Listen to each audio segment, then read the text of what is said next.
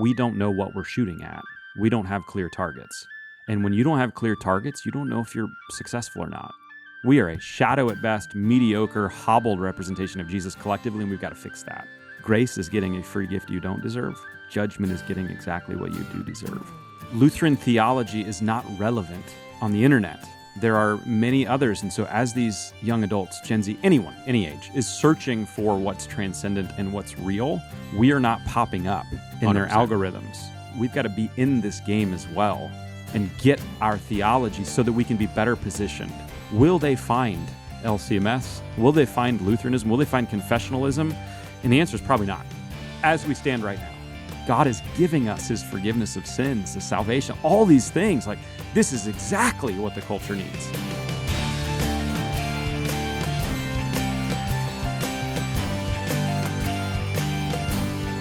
Not a ton of smiles either. It's like, it's like... Well, it's like the people that go, like, I think part of the point he was making is I don't know, there's he was probably making a case of there's probably 4 or 5 things that really lead to human flourishing. And, the people that go all out in the one to get the 45-year-old man that strives for the 6-pack, like, you could probably get it. Mm-hmm. But, like, the other 4 of the 5 flourishing is like, they're going to sacrifice. Yeah. And so it's like, how much can you go all in on one of those 5 at the expense of the others? And so anyway, a more well-rounded kind of care about your fitness and your health, obviously, but you don't have to go crazy. So yeah, I've shifted to where, because I used to train, I used to do like half Ironmans and stuff, and it was rewarding, but it would wear you down. But I'm at the point now where I just want to do enough to where my body feels fine, to where I can do the other things that I want to do. I can throw a baseball. I can, if the kids want to run, I can run and not be gassed out, and have a little endorphin rush in the day. Like that's the sweet spot for me now. Yeah, that's sweet. Yeah, and it's a better, healthier mental space. Are we live, by the way, Bennett? We are. Nice. Well, welcome back to On the Line. And today we have the privilege of sitting down with Zach Zehnder, which we've got to know each other, last 6 months or so? Yeah, you've been on my podcast, I think, a couple times, and I just love the entrepreneurial spirit and the heart of what you're doing here of just like, how do we make the name of Jesus great? How do we help people understand the theology that we both love in a way that really connects with the culture? And so, man, it's an honor to be here. Yeah, it's fun to do it in person. This is where it happens. Yeah. I like it. Yeah. Yeah. It's so nice when you meet someone, then you're in person, and we're driving back from the airport having a good conversation. Yeah, and you're like 2 inches taller than I thought you'd be. Everyone says that. I was at a men's conference and everyone was like, I didn't think you were all that tall. And I was like, thanks, I think. Thanks. Like, Bennett, what are you doing over there? You got me looking like, I thought you were a midget, Brian. No. Got to raise that seat up a couple inches. Yeah, no kidding. No, it's great. It's great to be here. It really is. Yeah. Yeah. So you've had a passion and kind of a unique experience too, in creating resources. Sure. Writing a book, writing a lot of material. Yeah. Right, on discipleship, training in righteousness, Christian formation. So I think a good way to maybe introduce that is to kind of to get to what's going on kind of in American culture. And not that you or I are cultural experts, right? Sure. But as you're dealing with people that don't live in the 1200s. They don't live in Spain. Like, we're dealing with people that live in an American culture, an American Christianity culture, Yep. So what's kind of your diagnosis of the world that we live in? Yeah, it's my big thing, this is my passion, is really helping people to become a disciple of Jesus, because I think that there's so much we can talk about, but underneath a lot of the problems we're experiencing in our church body, in our nation, it really does, I think, relate to discipleship. And so I'm a huge number guy. I'm a huge data stat guy. And so Barna is one of the great research companies, right, in our nation for statistics. And it's still kind of surprising and shocking with like what you see on media, but somewhere between, depending on what study you look at, 63% to about 70% of Americans self-identify as a Christian. That's a pretty high number. Like, that's in the middle of that is like two-thirds of the people say, yes, I believe Jesus is my Savior. But then when you take the data a little bit further, especially with Barna, they use a phrase, practicing Christian. And the bar is pretty low to be a practicing Christian. And they say it's closer to 20%. It depends on the city. They actually did a study in my city, where I'm from, Omaha, Nebraska. They've done about 7 cities nationwide, a deep dive. And so Omaha is one of those. and we were down to 16%. Hmm. We were the highest percent in Omaha of people that say they believe in Jesus. We were at 71% of the 7 cities they'd studied, and we were the lowest percentage of practicing Christians, 16%. So this, to me, and we're in Omaha is the most middle of the country city you can be. Yeah. Right, and so it's the heartland. It's right there. So I really frame that the problem is we have created a nation full of believers, but very few followers. And churches have done really well. In our church, we've done really well at preaching justification. We've been really well at getting people baptized, having a faith. In other circles, for them, they'll use different words, obviously. But we've done really good at getting people to say, I believe in Jesus, getting people into the waters of baptism, which I want to celebrate that. That's awesome. Conversion's a beautiful thing. We should never be disappointed that somebody's eternity is secured by the grace of Jesus. We've done a poor job of following that up with what does it look like then to walk that out in your each and every day. And so that's where I'm really passionate about how do we help believers become followers. Even if you look at it statistically, if you look at some of those same numbers, Pew Research included in this, like our nation, what's really risen in the last, right? I'm sure you've had many conversations on this in the last quarter century is the nones, the NONES, the nothing in particular, the atheists, the agnostics, and they're up to about maybe 25% or so. The other world religions is like somewhere in the 5 to 7% range, and it's been that pretty steady. It's risen a little bit, and that 1 or 2% represents a lot of people that it's risen. But because I think a lot of times when we talk about reaching the world or the nations for Christ, we really focus a lot on those other world religions, and I'm like, we should figure out how to have good answers for every world religion that is not Christianity. But if this is the point I try to make, but if half of the people, and statistically that's what it is, if not a little bit more, if half of the people that you run into believe in Jesus but aren't following him, like there's a new sort of evangelism even that we've got to do amongst that group, right? Of we don't need to start from scratch with with some of them of like, do you know you're saved? Sort of conversations or how you're saved.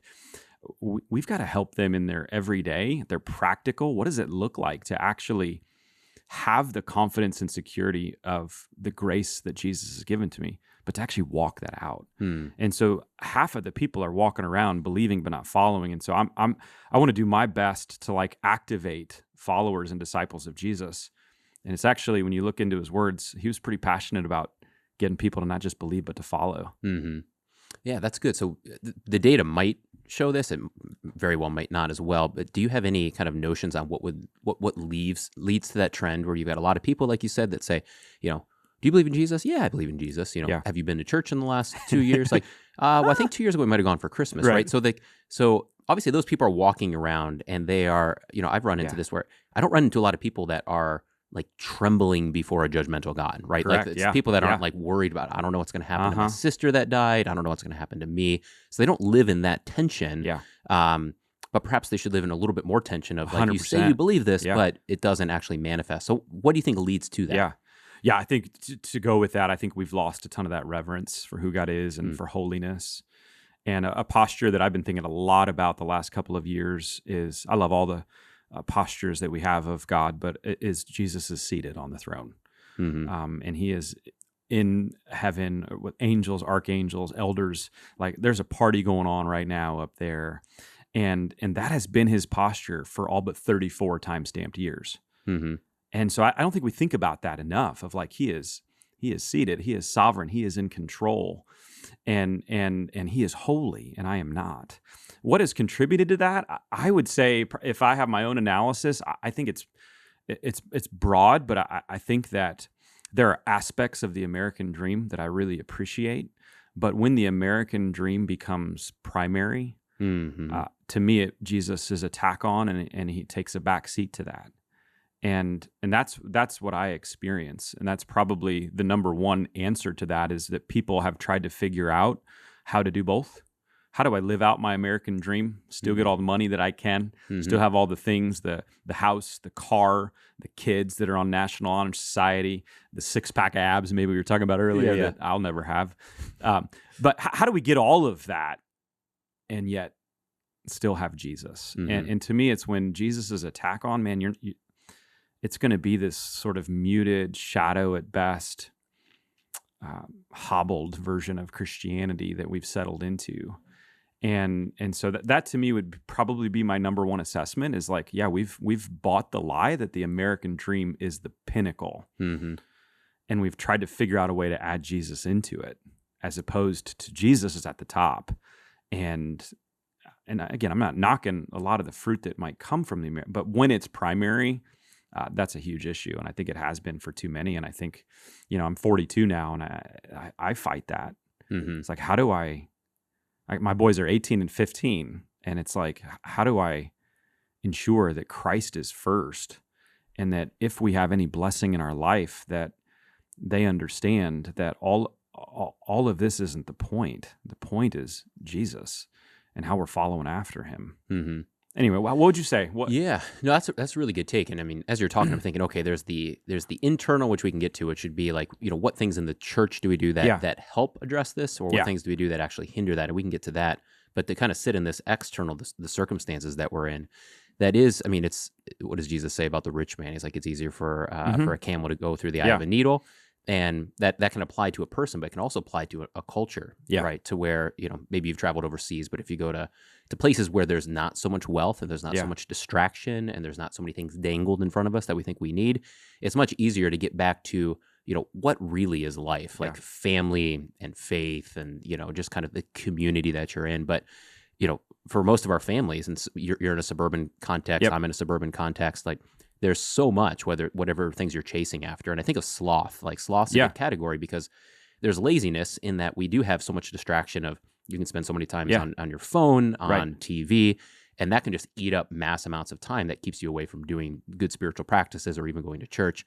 But then there's the other type of sloth, which is busy, busy, busy. And it's doing productive things, but it gets in the way of the real spiritual good. And it seems like both of those things are simultaneously laid before us as we're surrounded by so many things and so many opportunities, worldly opportunities, that it pulls us away.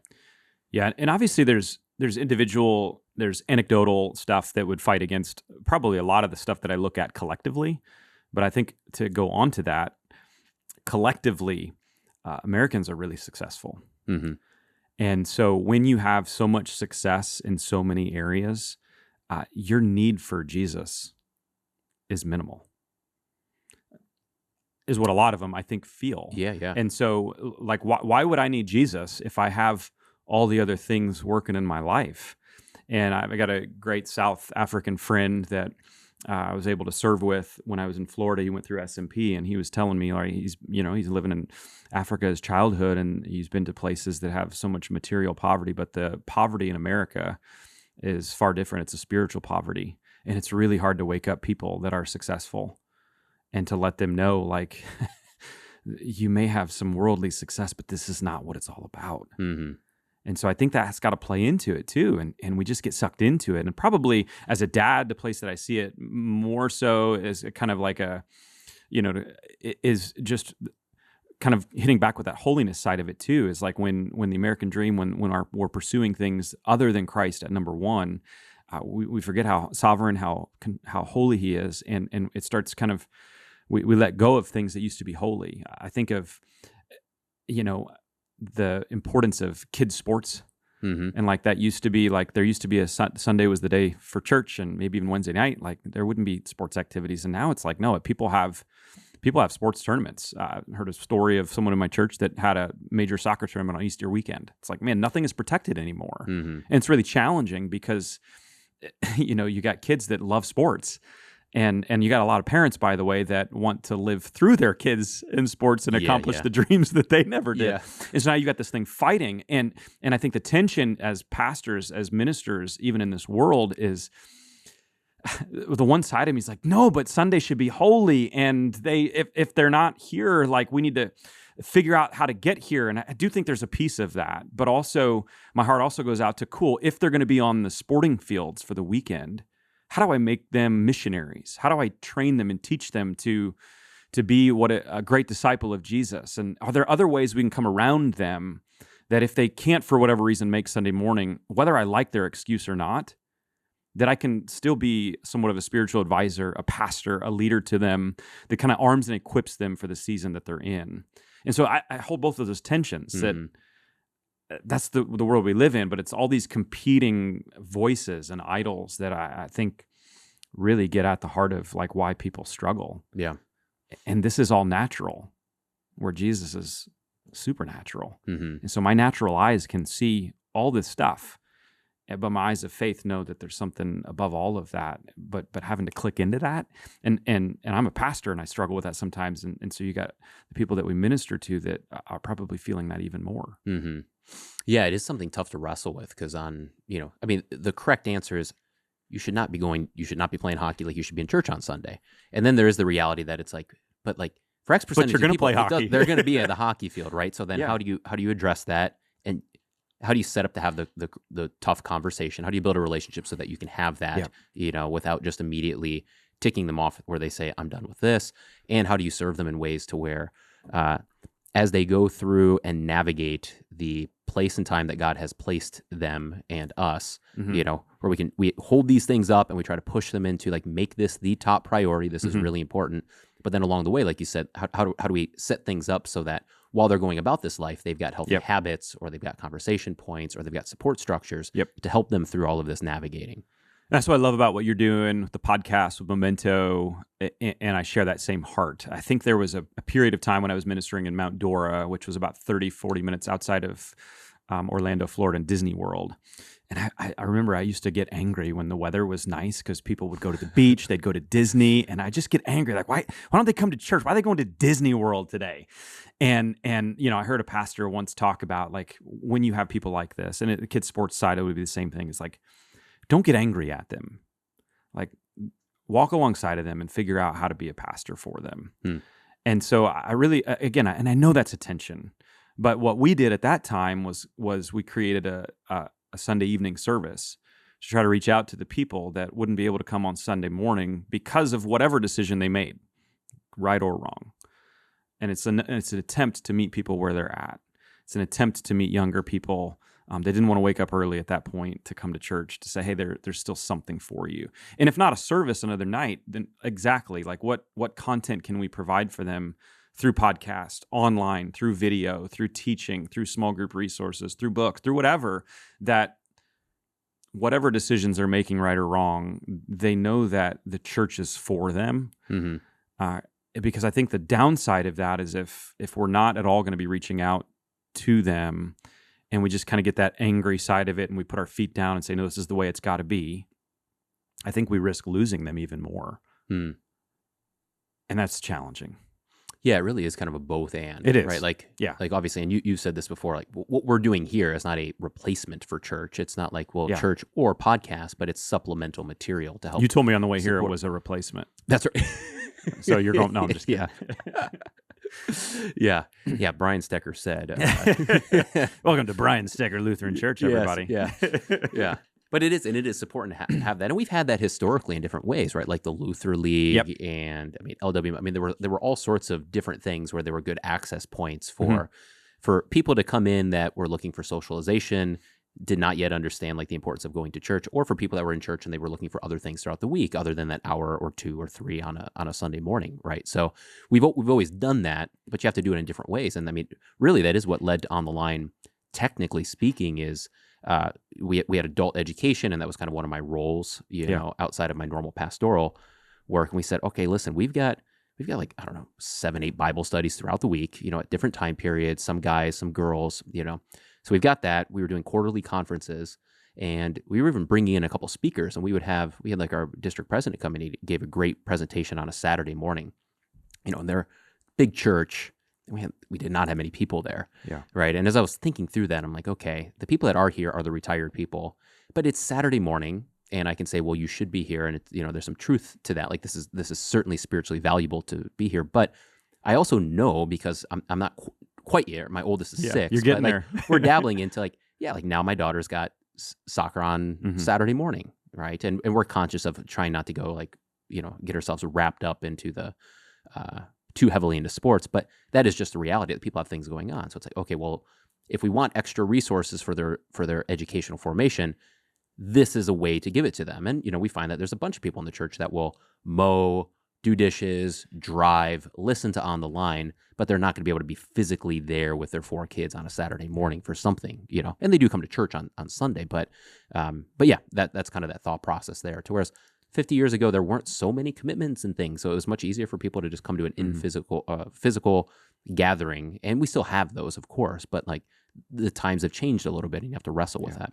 It's also easier than ever to access and to produce content. Mm-hmm. Not easy, but it's easier than ever. And so that's the beauty, I think, of what you're doing here is it's not a replacement, but it's available. This sort of type of thing wasn't available mm-hmm. a quarter of a century ago in the way that it is now. And so let's use it. I thought that's where we share a kindred heart is how do we make God, Jesus, the Bible, our confessions, Lutheranism, how do we make that accessible to as many people as possible? And that's going to look different for different people, and that's okay. Mm-hmm. But the goal, I would say we do it in different ways, but our goal is probably very similar of like we're trying to help people in their day-to-day walk this out, to not just know it and believe it, but to walk it out too. Mm-hmm. And both the belief and the walking out is important, and I think we need each other in that.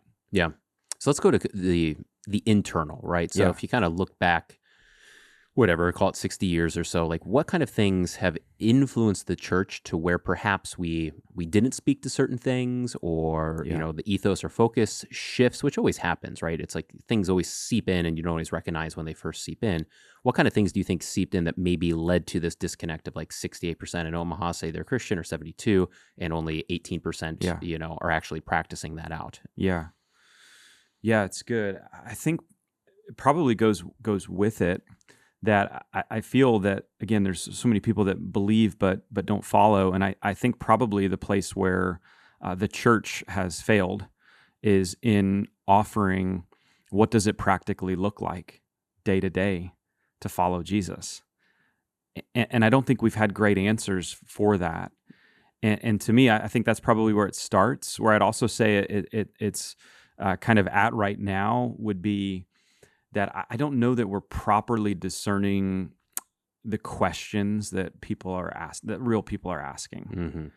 Mm-hmm. I don't think that many people are asking, how do I get saved? Where am I going when I die? Even though those are super important questions. Mm-hmm. Whether or not they should ask it. Right. Whether or not they should. Aren't. I don't think that's the question people are asking. Mm-hmm. I think people As are an asking. average, yeah. Yeah, I think people are collectively asking, like, what's my purpose? Mm-hmm.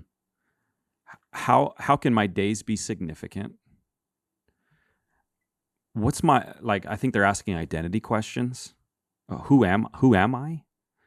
And so I'm not saying that we ever should take our eye off the ball of justification by grace through faith. But it needs to move on into what that practically looks like. Mm-hmm. And that's where I feel like we're failing. We're not giving the practical day-to-day, how does this look? And it can look different for different people, but there's just not a lot of discipleship happening. I think a lot of our churches, a lot of our pastors, I know this because I've worked with a lot of them through our discipleship resources, Red Letter Challenge specifically. A lot of our pastors feel guilty because they know that disciple making is important, but they either don't have the time to do it or they don't know how to do it. Mm-hmm.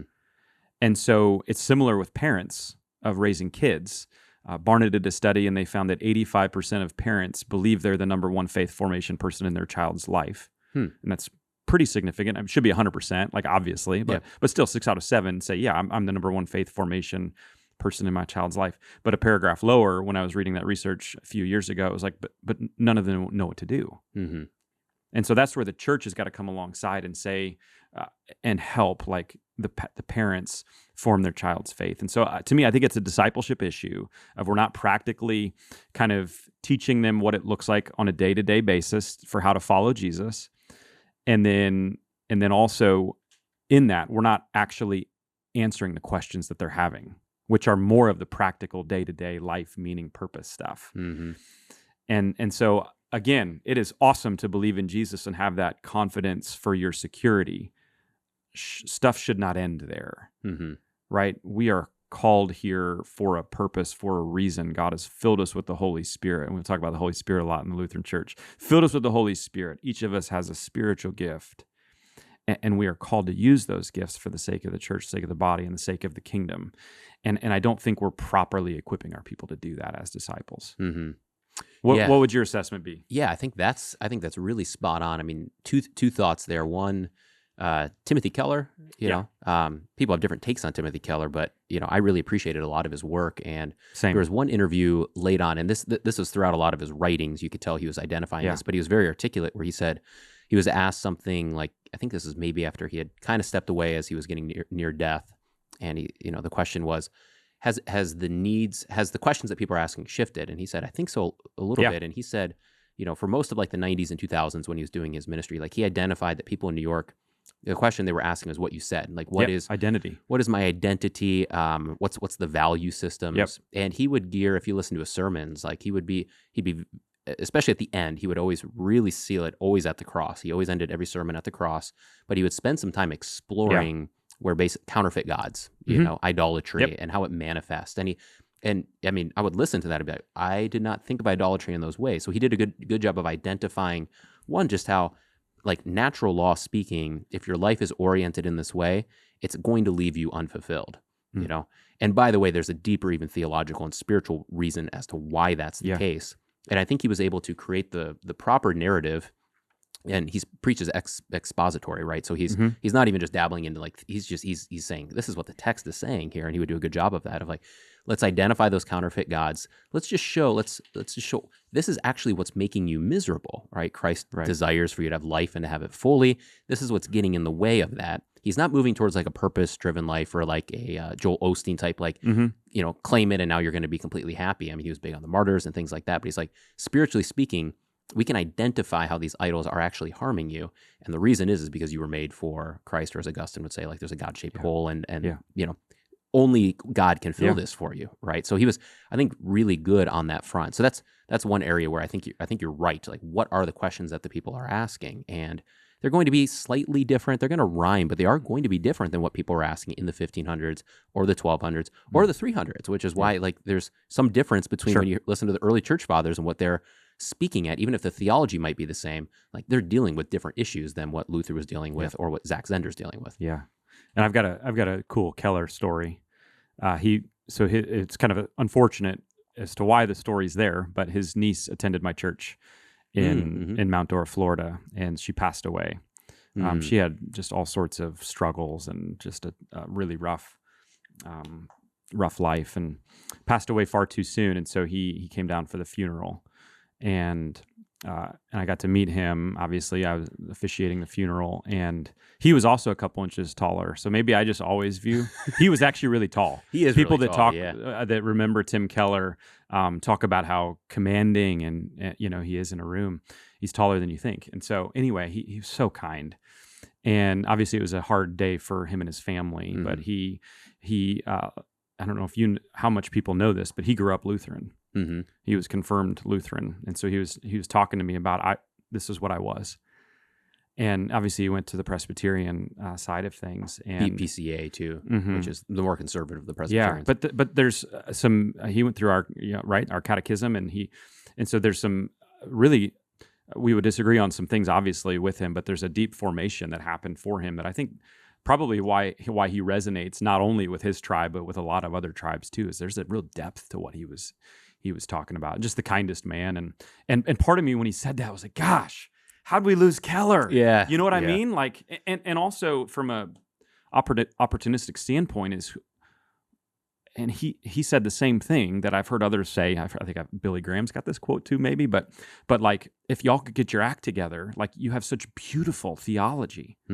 It's like this gem, but nobody knows it, is what he implied. And I'm like, I know. Yeah. And it's like, man, we had Keller on our team. Yeah. Shoot. Yeah. Now it's a bummer. I would have loved to have met I never did meet him, but that was someone I would have, if he was still alive, I mean, we'd be sending emails every week to get him on OTL, that's for sure. So yeah, I had a second thought. What was the other thing you were saying earlier? You were talking about the questions that people are asking, and then there was a second part that you were talking about. If you're talking about pastors that feel guilty, that don't know how to raise disciples, parents don't know how to raise their kids as disciples. Yeah, that parent, that is, I just find that to be entirely true. And even in like my own life, right, as I enter into parent, there's so many times where I look back, I'm like, I'm not doing as much as I should be, Yeah. And there's like a couple weeks go by, and I'm like, like we stopped reading this book that we started that was like part of like, part of our plan or whatnot. It's like we keep kind of faltering on that front. But I have found that like if you read Luther's sermons, right, or if you go, you can go to all sorts of, or you can go to the confessions. It's like justification is Articles 3 and 4, and that's right. That's the heart of the debate that's going on, right? So that receives a lot of focus and whatnot, but there's a lot of other things that are covered in the confessions. There's 28 articles in Augsburg Confession and Apology. If you give the formula, there's 11 or 12. I forget. I think there's 11's Adiaphora. That might be the last one. So yeah, 11 or 12. But it has a lot of focus on what's the role for works. Yeah. Third use of the law gospel, right? But all of that's to say, like when Luther speaks and when people in the past, like we give specifics. And I think that's the one thing we've shied away from, or we get nervous on, is like if we give specifics on like here's what a Christian does, like you maybe pray in the morning, right? Right. Do you do a prayer in the evening? Right. What does that prayer look like? Well, here's Luther's prayer. Like sure, say that prayer, or here's what you do with your kids, or the habit formation. We should feel comfortable to speak to, because people want that and they want direction. If you stay vague because you're worried that if you give a specific, it's going to confuse law gospel. I don't think it does in the minds of most people that you interact with. No, I obviously, think they appreciate it. Yeah, and especially if they're underneath your pastoral care and you're talking about those things in an ongoing way. But like they do want specifics. People want to know, like, what do I do when I wake up? And if you just say like pray, it's like, now what do I do? Like, well, maybe pray Luther's morning prayer. Maybe pray the Lord's Prayer. Like maybe here's a simple matins, or like read 2 Psalms a day. Read 1 Psalm in the morning, one of the, like they want those specifics. Yeah. I want those specifics handed to me, right? Well, that's why you started Memento, because we need specifics, and the confessions do a good job, and there's some other things that speak to like what it looks like day to day, table of duties type stuff. Yes, yeah. And so it's really helpful. So for me, where it came across, and I'll kind of share where the journey's come to for me, that I feel very confident speaking into like discipleship and what to say and how to help. I had a guy that he was actually, our church in Florida was a storefront in a plaza. So we actually owned a few units. As we grew, we kind of took on another unit. So we actually had a Chinese store that was right in the middle of it's like, we got to go past the Chinese store to get into. But anyway, there was a guy, Aflac, insurance salesman that was going around to all the stores, and he was coming in trying to sell me insurance. And anyway, somehow the conversation flipped to the Lord's credit, not mine. And we started talking about faith, and he ended up coming to the church with his girlfriend. And we were a very young, it was a church plant. We were very young, first year. And after a few months, like he was ready to get baptized. And so we had an adult baptism. It was really sweet. And he brought some family there, and we were celebrating. And the next week he comes in and he says, Zach, I don't feel any different. Like I don't know what to do. And so my first answer was a seminary answer. It was like, well, you don't need to do anything, bro. You're saved. You're good. And it's the right answer, but it's lazy for what he was actually asking. Like, right. How do I live this out? And so that brought me on a journey to try to figure out like how do we help people know how to follow Jesus? And for me, the thing that I've come to that I think is missing in nearly any church, in nearly any person who is of faith, that is missing is we don't know what we're shooting at. We don't have clear targets. And when you don't have clear targets, you don't know if you're successful or not. And so some of the work that I read while I was at seminary was David Kinnaman's book, Unchristian, written with Gabe Lyons. Okay. And it was polling millions of young unchurched Americans. Like, you've probably heard the research. When you think of a person that believes in Jesus, what are the first words that come to mind? Do you remember that research? No. It was judgmental, hypocritical, anti-gay, okay. Old-fashioned, out of touch, insensitive, boring, and just like this list of 10 words. And I'm like, man, is that what we're known for? Those were the first, so they didn't say what are the negatives. They just said, what's your... Those are the words, yep. Okay. And so And when they asked them further, like it wasn't based on, because we might blame that, well, maybe it's just hostile media characterizations, and they pressed in a little bit more, and for more than half of them, it was because of personal interactions with other people that labeled themselves Christians, identified as Christians. And so since seminary, I've been like, how do we change? Like if those are the targets we're hitting, clearly we're aiming at the wrong targets. Mm-hmm. We are a shadow at best, mediocre, hobbled representation of Jesus collectively, and we've got to fix that. And so that brought me on a journey that started with what ended up becoming Red Letter Challenge, of looking into all of Jesus's words in the New Testament, the red letters, obviously, specifically paying attention to the imperatives and to the commands of like, what does Jesus call, ask, and challenge his disciples to do? And so I always tell people, like, this is not an exhaustive list, but my simple brain can remember 5 things. Mm-hmm. And so I tried to find, like, what are the 5 targets that if I want to follow Jesus according to his own words, what would I hit? And those 5 words are really what framed Red Letter Challenge and where all of our other discipleship resources have come from. Being, that first, before he ever asks us to do anything, it's about being in a relationship with him, connecting with him. And that happens through habits, through spiritual disciplines. Forgiving, like we are the forgiving church, right? Mm-hmm. So if I want to forgive someone else, though, it's amazing how much the forgiveness of others is first connected with me receiving God's forgiveness. Mm-hmm. And when I've asked that in Lutheran rooms more than a dozen times, 90% of the people, give or take 5%, 90% of them have a harder time receiving God's forgiveness for themselves than they do to forgive somebody else.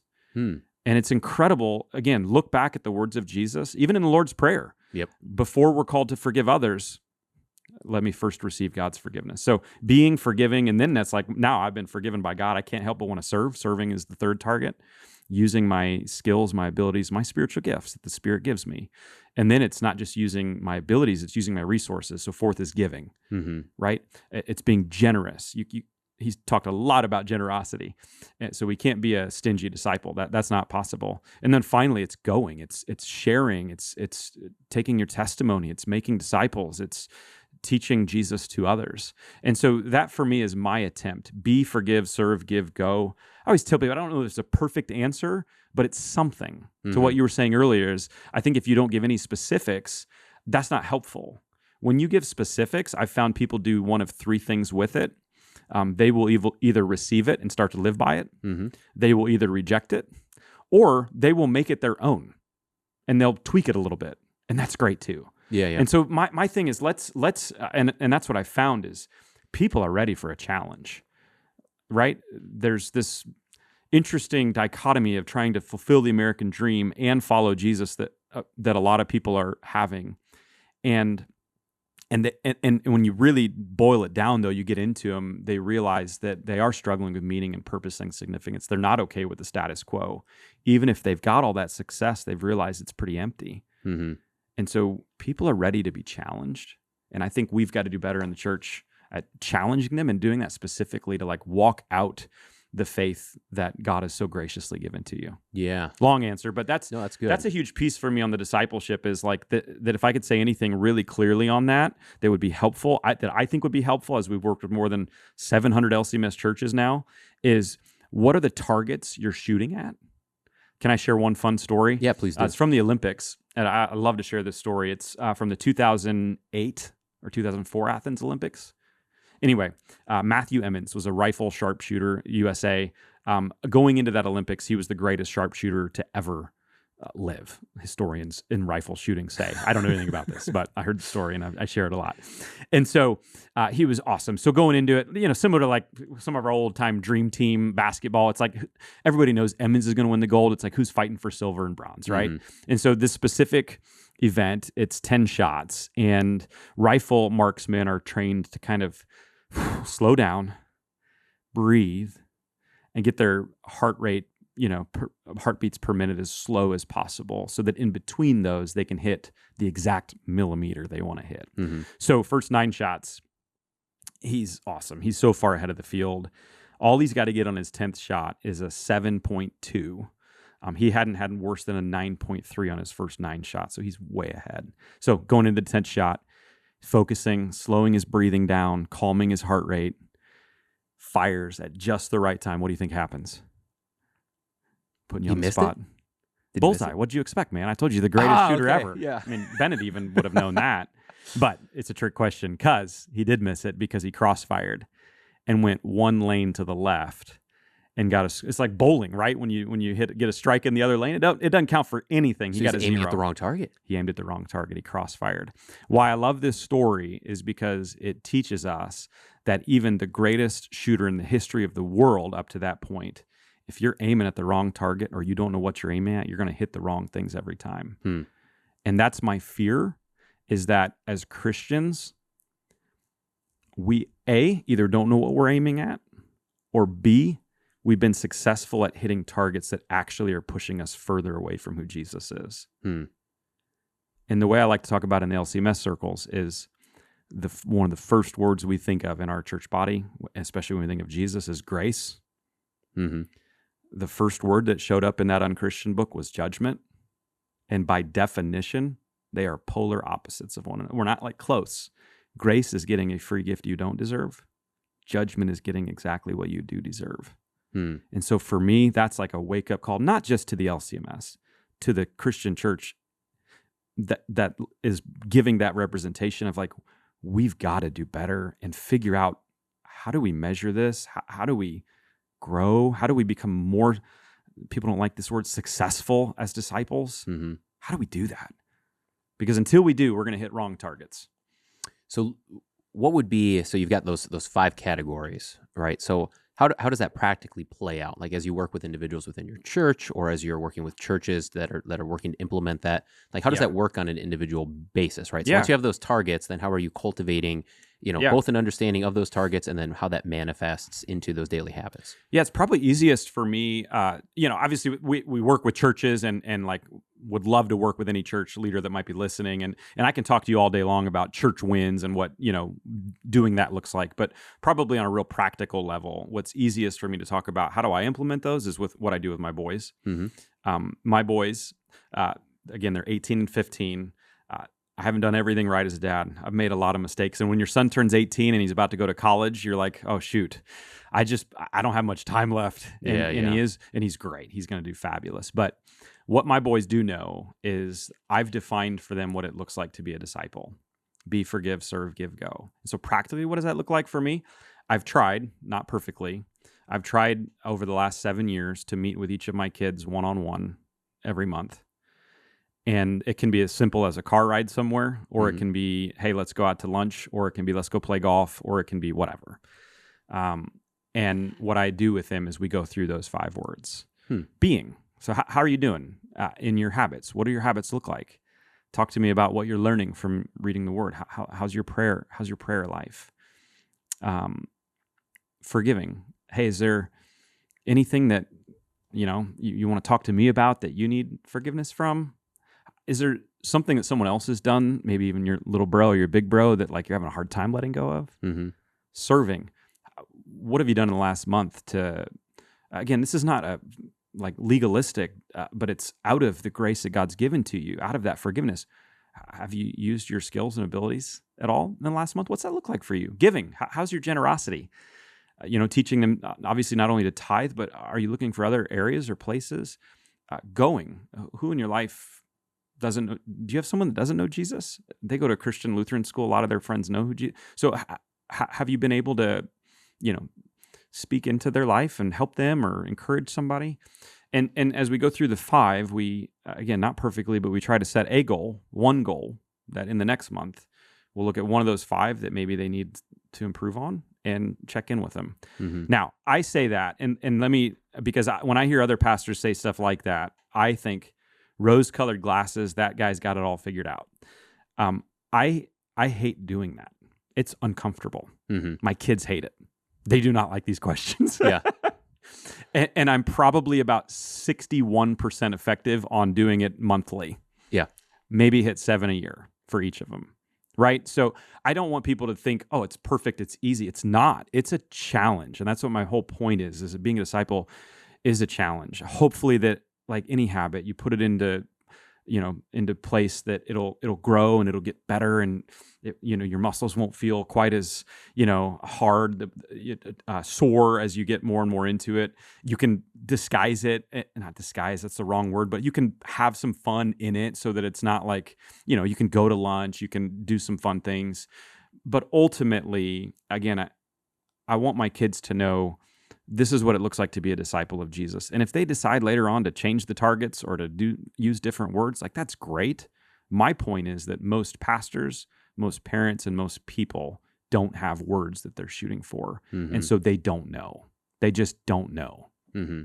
Did you notice that it was easier both for you and for the kids as time went on? Like once it was not new, because I find that with, when I'm talking with parents that maybe have gotten away from devotions or something like that for a long period of time, and maybe their kids are middle school, and it's like, they're like, for me to start this, like, this is gonna be a wrestling match, right? Like, they're used to whatever, watching TV, playing video games, off with friends, and for me to like implement this new thing is gonna be tough. And I usually say, not knowing, I'm just like, well, I think it's gonna get easier over time. So do you find that it gets easier over time? Maybe a touch, but not a lot easier, honestly. Yeah. And part of that's too, like, teenagers and the years of development and growth, and your relationship changes with. I just have 2 boys. I don't know what it's like to be a pastor of a daughter, but like you're the parent of a daughter. It changes over time. So I'd say it gets a little easier, and it's more expected, but it's still a little bit of a. I got to talk myself into doing this. And it's the right thing to do. Mm-hmm. And that's, by the way, a lot of what discipleship is choosing not what's easy, but what's right. Yeah. So, and I would think, now this is kind of in the parenting lane, but I think it's going to cross over if we start to think about other types of relationships that we lean into. But, I would think that when they're 22, 23, they will look back and they will have memories of this, right? Whether or not they can articulate it, they'll know Dad took enough time to, 1, be with me, and then 2, to have real types of conversations that are related to the things, to where when you're 15 or 18, it might be tough for you to understand the importance of that. You might know it intuitively and you might have some habits, but of course, like, I was way more distracted in high school than I am today, right? So like, at some point you do look back and you say, I am glad that Dad did these things with me, or Mom did these things with me. So I sure hope so, especially when your kid's seeds. 18 and it's like, there's a healthy separation that's coming. Yeah. You know what I mean? And I've got one, not every kid's the same, but my 18-year-old, he is ready to go to college. Yeah. And it's almost like, cool. How do we not get so offended at how much he wants to leave our house? I think we've created a pretty good environment for him, but he really wants to get out and get on with the next stage. But I would hope so. And you do ask yourself questions as parents, especially as those months and years kind of get less and less and less. You hope that the things you did, the good things, they remember, but you also realize I'm broken. Mm-hmm. Probably also going to remember a lot of the stuff that I'm not so proud of, and that's okay too. And yeah. So if we go one layer deeper than that, so for instance, being, right, and you said, what kind of how's your relationship going? How are those kind of spiritual practices going? Have you noticed different kind of tangible things of, like, I do this thing that feeds into the larger target? For sure. Do you find different ones that work in each of these? Yeah. So with Red Letter Challenge, I looked at what are the 5 targets out of the mouth of Jesus that I wanted to identify, and then I've actually spent pretty extensive time in 4 of the 5, being, forgiving, serving, giving. And then we've got the next year, actually, we'll be doing some extensive, just started a lot of research and reading on going and evangelism, and we'll have a resource coming out on that. But the being one, I tell people all 5 targets are really important. Being is the most important of the 5, mm-hmm. because all the doing stuff flows out of our relationship with God. And so I actually went back into the Gospels after a bunch of churches were looking at Red Letter Challenge and doing it, and like, this was really great. What do we do from here? And I was like, I don't know. I'm leading a church. Like, you figure it out. Mm-hmm. But we really felt like God was calling us to produce more content for the greater church. So I actually went back and looked and studied Jesus, less about what he said and more about what habits and disciplines were in his life. Again, not trying to find everything. It's not an exhaustive list, but what are the 5 habits that Jesus had in his life that if he had them in his life, I should probably have them in mine, because there's only been one person who's ever been in perfect relationship with God the Father, mm-hmm. and it's Jesus. Mm-hmm. So you're great, Brian, but I actually want to model Jesus and his habits more than anybody else. And so as I studied studied the habits, there was a list of 20 to start with, but ended up kind of coming down to 5 things. that Jesus committed to community. He didn't have to, but it was one of the first things he did. Matthew 1, Mark 4, I think Luke 6, John 1, 4, 1, 6, 1, I think are the really early on. And I think if anybody ever could have gone at life alone and probably had better results, it was Jesus. Mm-hmm. Yeah. But it's even the first Hebrew word, the first words we have of God to mankind. It's not good for the man to be alone. Mm-hmm. And so he committed to community. He had a 500, a 72, a 12, a 3, but he always had an inner one, which was God. He studied Scripture. 10% of the words, the red letters of Jesus, are actually him quoting Old Testament Scripture. Really? 10%? Which is pretty fast. Yeah. Actually, I heard that from Tim Keller. Yeah. So if I'm wrong, Tim Keller's wrong. Yes. So coming back to Keller again. But 10% of the words of Jesus, which you think, obviously, if he's going to quote it, he studied it. He knows it. Yeah. And so that's such a huge piece of us, even informing our identity, is I got to know who God is if I'm going to find out who I am. Mm-hmm. So studying Scripture, prioritizing prayer. We see that all throughout Scripture that Jesus prays. Yep. And so we've got to prioritize Scripture. Seeking solitude. Solitude was a big one. I counted 39 times that Jesus sought solitude. Maybe there's a 40th that I missed, but he sought solitude, and especially in our day where things are so noisy. Yeah. This is the one I struggle with the most out of these 5, is seeking solitude in our noisy world. That's a big one. It gives us focus, right? That's what I really think. I'm not one of those that the world's as messy and as broken as it's ever, more than ever. No, it's always been pretty messy and broken. you look back and Noah, there's not a single person doing anything righteous. Mm-hmm. It's no, we've always been messed up. Yeah. But I would say that we probably live in the most confusing times because there's more options than there's ever been. And so we need that solitude to focus. And then finally, he did it in his own way, and church looks different today, but Jesus chose church. For him, it was synagogues and temple courts, but every day he showed up. There's multiple. I think in all 4 of the Gospels, that same verse or a version of that verse resides. That every day Jesus was at the temple court. So he was choosing church. He was there to hear the word, sometimes to be the word himself. But he was choosing church, and that's to me why it's so important. What so many of our listeners that are in ministry, church is important. To go back to what we were talking about earlier with people that are putting kids' sports on the same level or even higher. No, you need to consistently choose church. There's different ways we do church denominationally across our nation, even in the LCMS. There's lots of different ways we do worship. But when church is done well and when the word of God is handled well, it is the gospel of Jesus that, like a pool needs a shock every now and then to get all the contaminants and pollutants out. Mm-hmm. My body, my soul, my mind needs that every single week. And I need it more than once a week, but I need it from church too, if that makes sense. Yeah. But not just to be there, but also to give my gifts toward the church and to be a part of something bigger, something noble, something that God even instituted. And so those are the 5 habits that, again, I'm not saying other habits are wrong, but I'm trying to am I in community? Am I studying Scripture? Am I praying? Am I finding solitude? Most of the time it's no. And am I choosing church? Mm-hmm. My job makes it pretty easy to choose church, but yeah. Does that make sense? That's very helpful. To kind of break that down to the next level. You can wrap your mind around it. Like you said, there's more. Let's choose 5. Yeah. That's helpful because you can wrap your mind around that.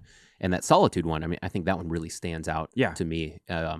In that is a particular challenge. Like you said, it's probably always a challenge, but you could probably make a strong argument that today it is the toughest challenge that it's ever been in human history. It is. Because, it's like you drive and you stop at a stoplight and you pull out your phone because you're like, I need some kind of distraction. Yeah. And, through Memento was helpful because I was like, I had a rule I can't do this. It doesn't mean I never broke it because I would break it, but it was at least an attempt. But I just recognized if I just have 10 minutes to think, how much my mind is ready to process. I could just tell my mind sitting there, we've had a lot of inputs over the last day, over the last week. There's a lot of things that you need to think about, and you're not taking any time to think and process. Mm-hmm. And it's amazing when you do step away, how you're able to process, you're able to synthesize all of the different things that you've been kind of dabbling into. And that's where you come up with coherent thought. And even just to switch to on the business side, there's some good books that, basically if you're running a company and you've got your employees working 45, 50 hours a week in the office, they're you're doing it completely the wrong way.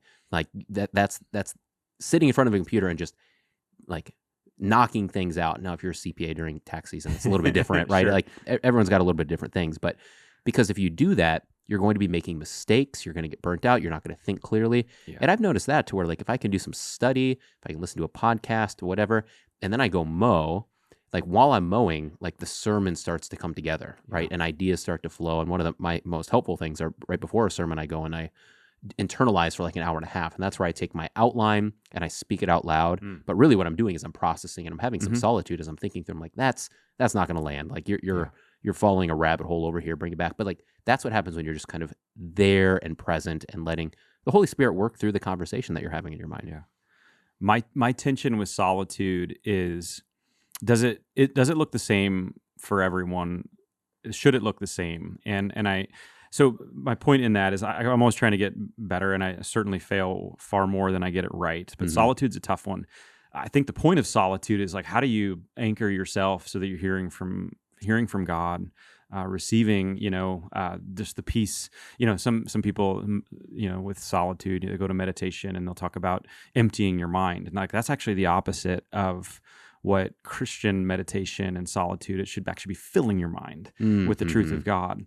And so I wrestle with that. My excuse I make is because I really feel like my best ideas, after hearing something or processing something, my best ideas come when I'm doing cardio. Yeah. And when I'm listening to worship or listening to a sermon or an on the line podcast or some other podcast, like I really feel like that's where my best ideas come from. I really feel like that's where my vision comes from. And that works for me. But I'm also like, but maybe I just say that works for me because I don't actually want to sit in a room quietly, right? Yeah. I haven't read a lot of his stuff. I think that was a Blaise Pascal quote of like the hardest thing for a man to do is to sit in a room quietly. Yeah, it was his like final spiritual test or something like that, and it was a dark room. Yeah, I think he did a study. And it was like you try to sit in the dark room for an hour. Yeah. And people would come out when they thought they did it, and they would come out at like 2 or 3 minutes. Like they thought that they'd been in for an hour, and they would come out like after a couple minutes, and like it was breaking their mind. So we're in Minneapolis. Isn't there a recording studio here that's like the quietest room in the world? It's like where like people actually, you can go in there. I think it's a Guinness World Record like place. That's like the quietest room in the world, and you can go in there and sit for as long as you're able to. I think you have to pay for it. But I think the longest someone's ever been there is like 45 minutes. Seriously? And I think it's in Minneapolis. Is that right? Bennett's looking it up. Oh, he's pulling it up. The world's quietest room. Orfield Laboratories, yeah. Yeah, see, recognized by Guinness. And so what some of the sound companies like Bose and Sonos or whoever, they'll go to that room to like make sure all that stuff is just beautifully. But yeah, I wrote about that in one of probably in the Solitude week. Now that you're remembering, I didn't make the connection that was here in Minneapolis. You should do that, man. You should go there and see how long you can pull that off. Take Bennett with you, and well, I guess you can't take him in with you because that would defeat the purpose. But see how long the great Bryan.stecker could last. So, can you hear yourself? I think you can hear blood going through your veins. You can hear blood going through. I think. I'm pretty sure I read. Now, I'll say this: I read that. Whether that's true or not, you got to go in and why don't you go in and test it out? Do you have to be quiet for the record? Like I'm wondering. I don't know. Can I think sing hymns for like 45 minutes? Can you what? Like sing hymns for 45 minutes? Like I don't know. Or maybe you have to. Not sure what the rules are.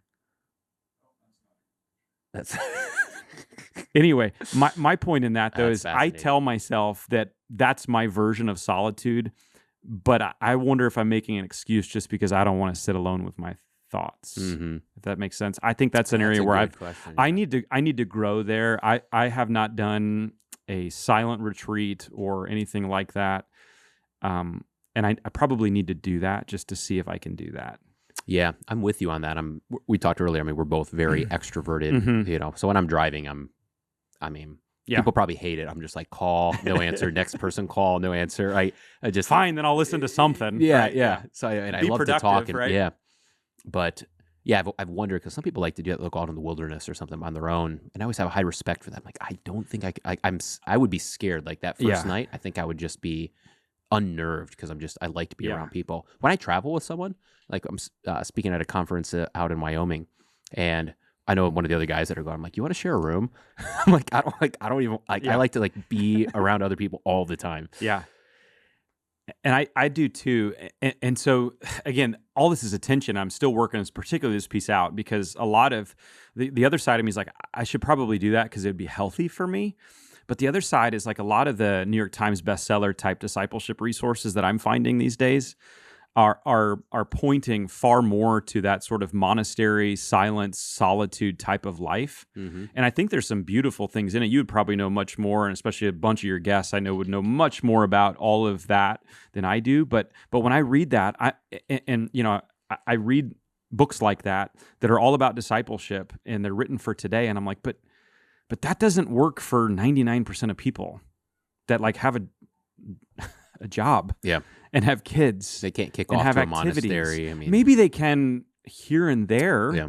But is that really the best answer for discipleship we have? Because I do feel like more and more pushing for that as like the pinnacle, and I'm like, yeah, I think that's good, and I probably do need it. Mm-hmm. But I almost wonder if we push too much in that direction at times with some of the John Mark Comer, Pete Scazzaro type stuff that are more mainstream. But anyway, it's interesting that's the move. You can. It's all the examples are like from monks, and I'm like, that's great. I'm not a monk. Yeah, and I'm not planning to be. Mm-hmm. And most of the people that are in my church aren't planning to be that. Yeah, none of them are actually that I know of. But. Yeah, it was like I did something once. It was during like St. Michael's Lent, so it's kind of focused on spiritual warfare. And one of the things was for us to do like a 2 a.m. kind of hour of silent prayer. So you'd wake up and kind of keep a vigil. Right. And the idea was that all the people that are doing this like would do it at the same time. So it was cool. However, on execution with 4 young kids and 2 under the age of 2 at the time, I mean, it was like I wake up at 1:20. I'm like, all right, like, yeah, I'm not going to sleep and waking up in 40 minutes. So I might do something then. But then there'd be other times where it's just the night's so chaotic. I'm like, I need this sleep. I can't do this. And I would, make those excuses. But they were kind of reasonable excuses from like, right, like if I was a single guy and I just went to bed at like 9 o'clock and woke up at 2 and did an hour prayer, like I could do that no problem. But yeah. And I've got some flexibility in my schedule, but I think that's the trap that some of us some of us fall into of the people we listen to. A lot of them that are at that place where they're writing books or where they are doing podcasts, they've worked for a while and they're at an age where their kids are out of the house, and stuff works really well when you're in that time frame. And I think we just need a whole lot more grace for people to say, especially in these parenting years and in these years where not only are you parenting, but a lot of people are also trying to like build their career. They're in the prime of those years, and we've got church added onto that you got to be a disciple. Like, yes, all of that's true, but like, how do we be just a lot more gracious for people and understand that a lot of the places we're hearing the so-called experts, they're writing from a place that's just not reasonable for many people's schedules. And sometimes, like, if you only, because one of the books I've read that I think is brilliant is like everyone has a green zone, a yellow zone, and a red zone. For when, they're productive. And so the goal is to line up your productivity with your green zones. And it's like, yeah, totally get that. But what if my green zone is the same time that my kids need me to get ready to go to school? Yeah. What do I do? I do that. And so will that mean I'm less productive when I'm 34? Yeah. And that's okay. Right? We just got to give a lot more grace because I think there's just some real challenges that a lot of us in this world are facing, especially with the next generation coming up too, of all the things competing for time and attention. And if we don't start, and that's why I love our Lutheran theology, if we don't start with a posture of grace, it can get very legalistic very quick, where we can give you all the right answers and it's check box, check box, check box. And I'm not saying there's not a time to check boxes sometimes, but that's not the heart of it.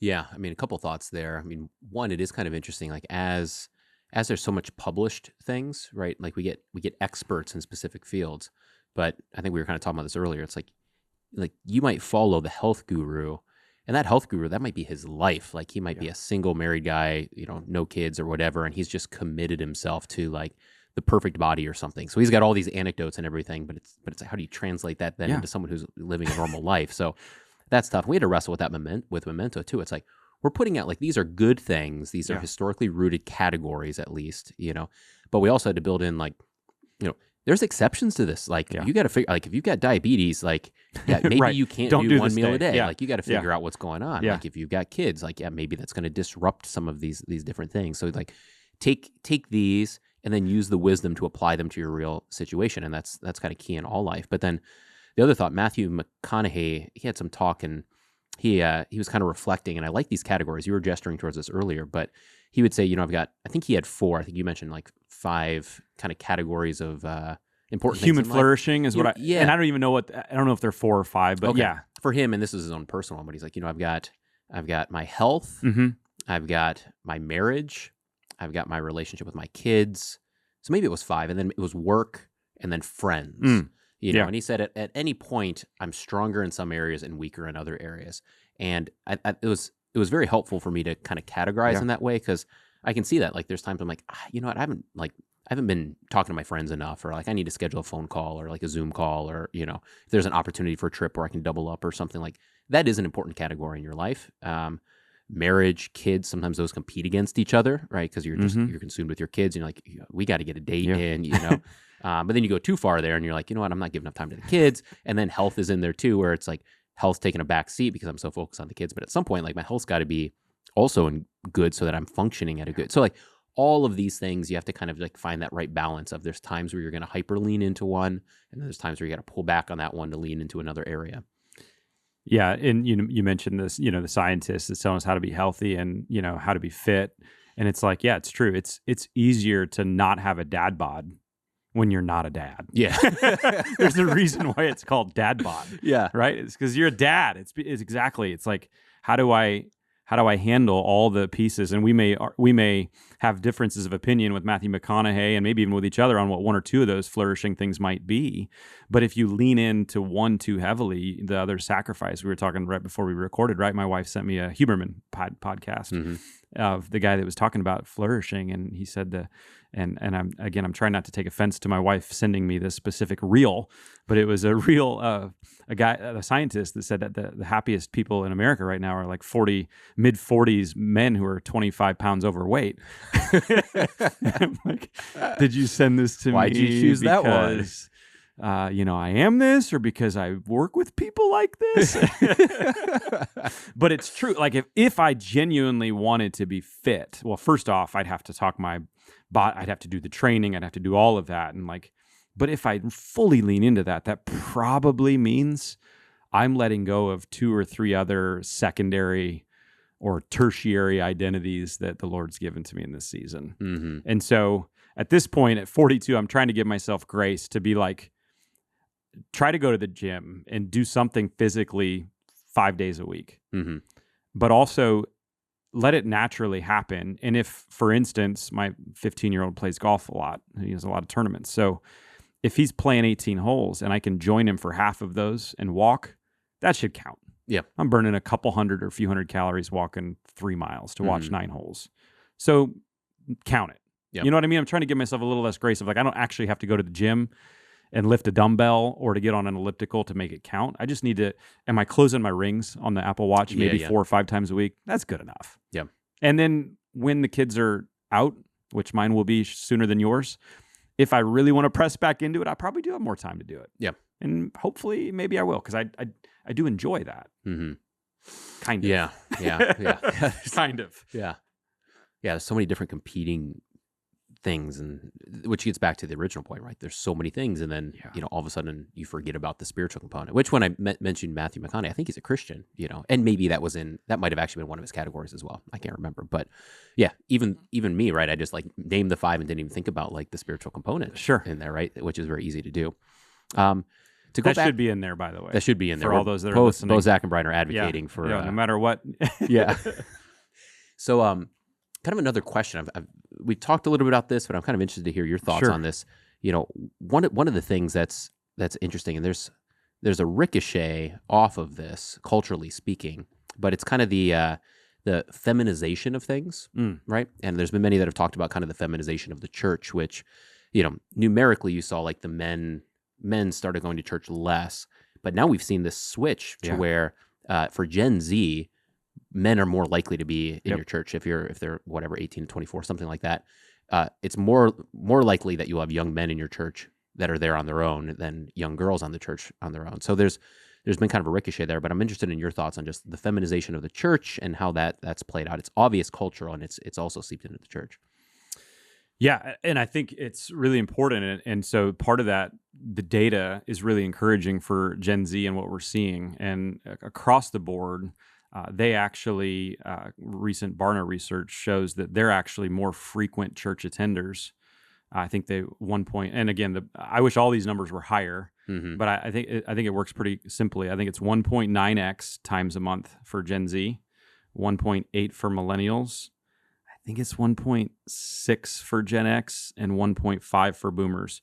I may be 0.1 off on a couple of those. So Gen Z is the highest. They are attending at the highest rate, most frequent. Wow. So it's inverse of age, if that's the right way to put it.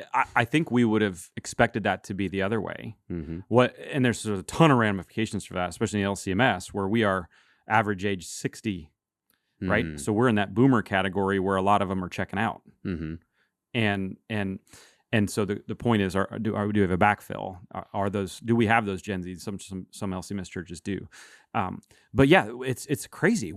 This is kind of like Gen Z is responsible for a surge in Bible sales.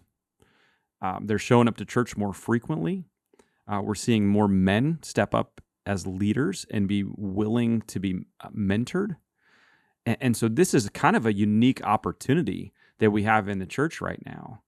And the flip side of that, though, which is sad, is that Gen Z women are now being outpaced by the men. And so I want to celebrate the man side of it, but also let's mourn the woman side of it. We've got to figure out how do we have both? Yeah. Because growing up, right, I just remember being in any church, it was primarily, 63%, I forget what the number was, but was women.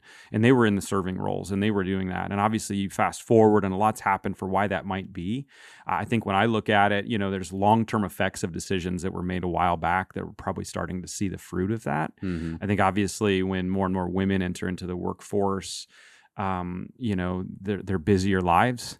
And I don't think all the sacrifice that a family needs to have happen to keep faith at the top, it doesn't happen as much. Again, I'm collectively, there's certainly individuals that would and families that would go against that. I also think too that it takes a little while for the data to show it, and I think it finally is. I think the national Me Too, abuse of power, the scandals that are largely sexual in nature against women, I think it's finally shown up in the data. And that's not just it is an LCMS thing. It's not just an LCMS thing. And so I think all of these things are kind of triggering why that might be. What would your assessment be? Yeah, I haven't thought much about that last point, but I mean, I think Bennett just pulled up the graph. I mean, it's not that important to bring it back up, but it's, it basically mirrored everything you just said with the numbers and whatnot. I mean, one thought is I do think that it does seem like the women are just starting to uptick a little bit with the Gen Z, so they kind of lag a little behind.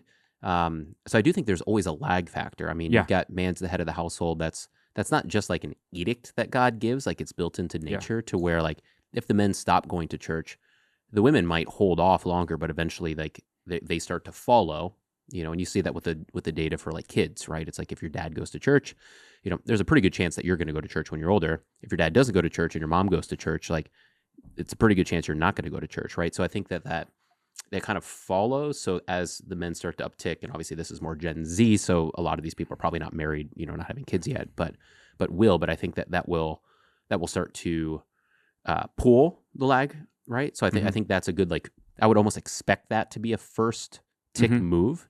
So that makes sense. And yeah, I mean, let me see if I can find it. I think I took a screenshot of it last night. This is more of a cultural assessment, but it's, I think I took a screenshot of it. Let's see. It is 1:41 p.m. Did yours do that or my watch? That was yours, yeah. Weird. So yeah, this is a study that came out. It said, so this is comparing from the 1970s to today. Okay. And I mean, I'm kind of moving us over into just a talk about feminism, but it's a long form. We can do that. But like women's self-reported happiness is down 83% since 1970. The suicide rate is up 50% since 2000. Antidepressant use these are all women's statistics, are up 250% since 1990. Single motherhood is up 700% since 1960. The female workforce participation is up 75%, but life satisfaction is down 200%. There's some other stuff on like self-harm and that just kind of mirrors that. Right. So yeah, I guess, like I said, I'm kind of pulling us over in a different direction here, but it has some mirroring effects of, it does seem like some of the things that we thought might be helpful, are not necessarily helpful. And that's where, so I think like the broader point is, the church has different categories dealing with sexuality, dealing with, the structure of our house. And it's not like we say as Christians that women don't go into the workforce or anything. My wife works 2 days a week as a dental hygienist and whatnot. But just that understanding of the calling and the focus of family and the family structure and keeping that as a priority and everything like that, that the church does have a voice that I think was before a lot of the cultural changes that we've seen in the last 60 years should still remain there today, right? And I think that's part of it, is that people are recognizing, Ramirez calls it the Great Awakening, right? That there were these massive shifts in cultural categories and understandings of sexuality, and it got pushed to a limit kind of at the end of the 2010s, 2018, 2019, and it reached a point now where people are going, this is obviously broken. Like we just can't ignore the fact that this has reaped havoc on our society. Where is there a voice out there that is speaking contrary to that, or is speaking a different truth and a different value system and different things to strive towards? And the answer is the church, right? So I guess that's the broader point of when the church, and I think the LCMS does pretty good at this because we are historically rooted and whatnot, like when we're able to be like, we do have different categories. Like we can speak to those longings and that brokenness and have answers. And it's not answers we're coming up with on the fly. By the way, these are answers that have been there for 2,000 years. So I think there's those statistics that you mentioned. It's just a totally different world than it was 60 years ago. And that's part of my, we don't need to go here yet, but, or ever maybe, depending on where you want to go, but it's part of my frustration with our church body is that I still feel like we're acting like we were living 60 years ago. It's like we live in a totally different day to day. So how do we more match what the needs of and what the questions people are asking today? And I think the piece that's interesting is, yes, the church, Jesus, the Bible, it has what we all need. But are we delivering it in a way that resonates with the culture that we're a part of? And there's a part of me that wants to say the LCMS specifically is perfectly positioned for this. But there's also a part of me that recognizes, but maybe we're not fully set up yet for it. My point in that is there is a bit of celebrate the fact that young men especially are coming back into church and the rise of Gen Z men. But there is one of the other pieces I've heard, and it's, again, not just LCMS related, but there is a bro culture that I think is, so I'm for masculinity, for godly masculinity, but there's also, you can go too far and create this bro culture that now women don't feel, they don't feel equal in value. They don't feel empowered. And I do think we struggle with that on the female side of things. Anecdotally, you and I both have podcasts. I reach out to many females to be on a guest on the Red Letter Disciple podcast. There's a plug for it right there, folks. If you're listening on YouTube, you can subscribe. But I reach out to many. A few come on over and over and over again, and I don't get many reasons. I get turned down from females because they don't want to talk about, and I don't really even phrase it this way, but they don't want to talk about what it's like to be a female in the LCMS. I want to know why. I don't need to be the person that person doesn't need to come on. I just kind of privately want to know, why is that? I could make conjectures. You could make conjectures. We may be right. We may be wrong. We could talk about it. But if that's how many of the females that I'm reaching out to just to talk about stuff that can help us in discipleship in the Lutheran Church, like clearly there's something that's off. that we've got to figure out. So I think we're perfectly positioned, but we're not there on that side. Where we're perfectly positioned is exactly what I think you mentioned, is that in a day of age where people, especially Gen Z, can sniff out fake from a mile away. I think sometimes we wrongly label this generation of, they've only got an 8-second attention span. First off, I would say all of us have short attention spans, except for the listeners of this podcast. They're still cranking. Long form. Here we are, still going, right? And they're still listening. But they, I forget which author, but he said they don't have an 8-second attention span. They have an 8-second filter. They don't need more than 8 seconds to know if they want to give that their time or not. And I thought that's really valuable. They've just got a really high filter for what's real, what they need, for what they don't need. Yeah, and that's why all these short reels and like they just know how to. Which ones to spend time on and which ones not to.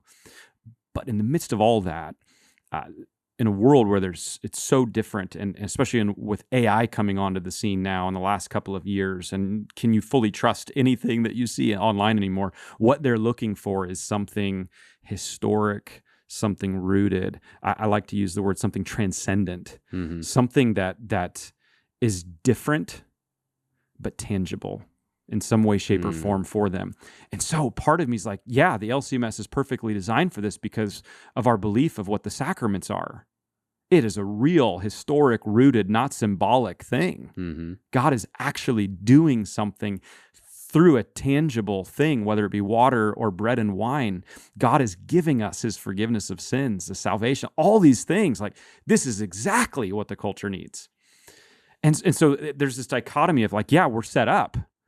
But in practice, there's something off that I'm trying to figure out. And so and one other piece to that, because there is totally a movement of young Gen Z that are moving to the more liturgical, classical, traditional, historic, rooted side of things. We're seeing that in some LCMS churches. You're seeing that in the Catholic Church. You would know far more about that than I would.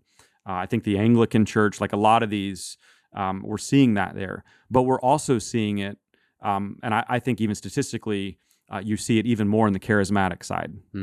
Yeah, what is the new apostolic?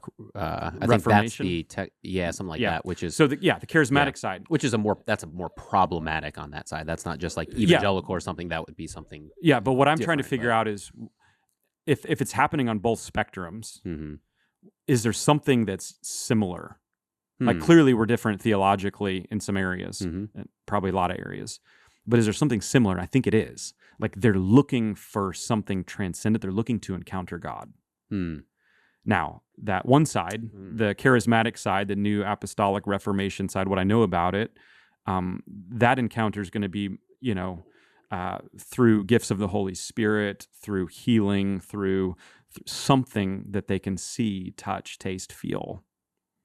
In our side of it, it's very much in the sacraments. And if you go with the extremes, if you just use the Catholic as an example, because those are going to be probably the two most extreme, maybe Orthodox, but that's not so culturally relevant. That is. But I think that's the thing that's tying these two opposites together, and you're seeing it on both sides. The rise of Gen Z in both of those is it's unique, it's transcendent. It's an experience, it's an encounter, and it's different from what they can get out in the rest of the world. I think you're onto something here. This is kind of fascinating because if you were to even add to that, the other two categories that you could add to that's on the rise. I was just talking with John Babar about this yesterday. So one is definitely paganism, right? So like atheism's kind of dead. It doesn't mean like but like sure, it's kind of the old atheism of the 90s and 2000s. Like it's just if you're spending your time arguing against atheists, like you're not really speaking to the questions that people have. Like people are returning to paganism in droves, right? So they're returning to sometimes they're going past Christianity and going back to the Nordic gods and stuff like that. We had John D. Davidson on, and he was really breaking down the numbers on that. That was a year and a half ago or so. So what is paganism? Well, paganism still has it has a heavy focus on an encounter. It's got rituals. It's got, I would say that if it's in its purest form, it's got communication with spiritual entities, namely demons, right? So, I think that there's an attempt to access the spiritual realm. I would say that they actually do that. Even if they don't, they're at least, going through the process of trying to do that.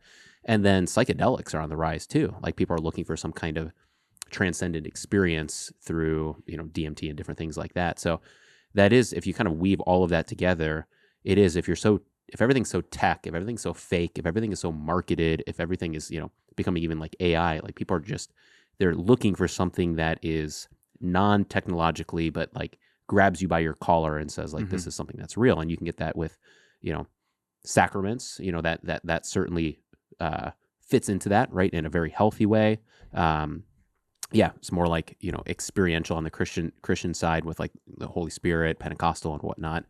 And then in these darker realms, but it does seem like that's where people are looking for. I think so. And so, like, how do we take advantage of this time as Lutherans? I haven't studied the paganism and the New Age stuff, but that stuff's fascinating. Yeah. Obsessed with aliens and things like that. Yeah. That's are they real? That's part of it. Yeah, I think so. I think There you go. I have not put any time and attention into that, but it's fascinating. Yeah. I mean, I think they're maybe not exclusively. I can't say beyond that, but I do think a lot of those encounters are encounters with demons and sure. whatnot. I mean, even if you track it, it's a lot of it takes place around areas where there's a lot of like really weird science stuff going on. Like if you go back to like old nuclear sites and stuff like that, like which is I mean, you can go down that rabbit hole, but so I do think we don't. But there is an obsession in that area. What was your point that you were just making? But no, I think it's that how accessing something real, something that's outside of themselves, supernatural, of course, in our world, like we have it there. And so that's a big piece of my heart is, how do we help what I feel like is steer in and usher in a time and a movement where I think we actually have what's needed, but I'm not convinced we're positioned well. And that's a huge piece why I love, like you and I have talked a little bit off the line of like why even this podcast exists, right? It's because there's not, Lutheran theology is not relevant on the internet. There are many others. And so as these young adults, Gen Z, anyone, any age, is searching for what's transcendent and what's real, we are not popping up in 100%. Their algorithms. And so we can either continue to kind of put our feet down and act as is, or there can be a bryan.stecker and on the line other people that say, no, we've got to be in this game as well and get our theology so that we can be better positioned. Because my sense is that there are some churches that are anecdotally seeing a lot of young adults come back to their church in the LCMS. The circles I run in, and the conversations I have with many pastors who are on all spectrums, traditional and contemporary, we're not seeing that in the LCMS as a whole. Not to the same degree. Not even close to the same degree. Yeah. And so I'm like, cool. Are we going to just put our feet down and miss this moment? Or are we going to do something about it? Yeah. The digital footprint is, it's. I mean, I did more research on the Catholic side. I've heard you talk about it. It's great. 2001. I mean, it's great that you're doing what you're doing. Yeah. But because nobody else I shouldn't say nobody else. Not many people are thinking like that. And like that's my point is we've got to think like that. We've got to go. Part of it's we talked earlier about what's culturally off. Mentioned that I don't know that we're answering the right questions. I also don't know that we're answering the right questions in the places that they are. Yeah. They're already there. So how do we get there? How do we join them there? And we've got all the resources in the world to do it, I think. It's just a matter of do we want to show up and do we want to be there? And will there be some people that take a step of faith that probably lean into their entrepreneurial spirit, that potentially collaborate and partner, that are going to try some things and to try to get us to a place where we're relevant nationally, so that when young adults or Gen Z hear about, how awesome Jesus has been in somebody's story, they might give the LCMS a chance because you're hearing it. You're hearing it. I know I don't listen to too much Joe Rogan podcast. I know that that's a huge piece of like the long form, but you hear Joe Rogan. He's starting to talk about Jesus more and more. Yep. Andrew Huberman, mentioned him earlier. He's really, it feels like genuinely starting to fall in love with Jesus, and specifically the habit of prayer and how that's connecting to him. You get a guy like Jelly Roll that is just he can't stop talking about Jesus. Jelly Roll, really? Oh gosh, yeah. He was the big boy, right? He talks about Jesus everywhere, and it's not perfect, like from a Lutheran theological perspective. But my point is, like, Jesus is becoming popular again in the mainstream. Awesome. Now, as they're hearing these other people that are talking about Jesus and on a journey and don't have things all together figured out, will they find LCMS? Will they find Lutheranism? Will they find confessionalism? And the answer is probably not, as we stand right now. Yeah. Yeah. And it's not because they're rejecting some part of like the confessions or whatnot. It's just they don't even know. We're not there. Yeah. Yeah. No. You're getting there. We're working on it. Yeah, man. But we need. Great. I love to see the momentum. Yeah. Oh, memento. There you go. Yeah. Momentum. I love to see it. Yeah. And I think we need a lot of different voices, and it's just, and I think there's more out there. I mean, there's a lot of other good ones that are, the cloud, you're working at Red Letter. You have Tim Allman's out there. Obviously Brian Wolfmueller's fantastic. I mean, Ed Crewsome just put out on the YouTube side. There's also the podcast side, kind of a list. Oh yeah. I saw their YouTuber. Yeah. There's a lot of like good ones that are, congrats. That are I think you made number one on that, algorithm. We were one. He's playing with the algorithms. We dropped down to 3. Oh, okay. We needed an update, so I think he's still playing with it. So we'll see where we end. Nice. That's cool. But yeah, so it's I mean, Lutheran satire. Like we need more. What I like though is good ones. What I like though is that's finally on the table, and there's some, I don't know what they call it, LutherTube or something. Is what he calls the metric. That there's some of us that are on there, and that we're measuring that, and some people are looking at that. Yeah. And like, is there influence online? And it's like, there's a little bit, but let's get a lot more. Yeah. Let's get a whole lot more.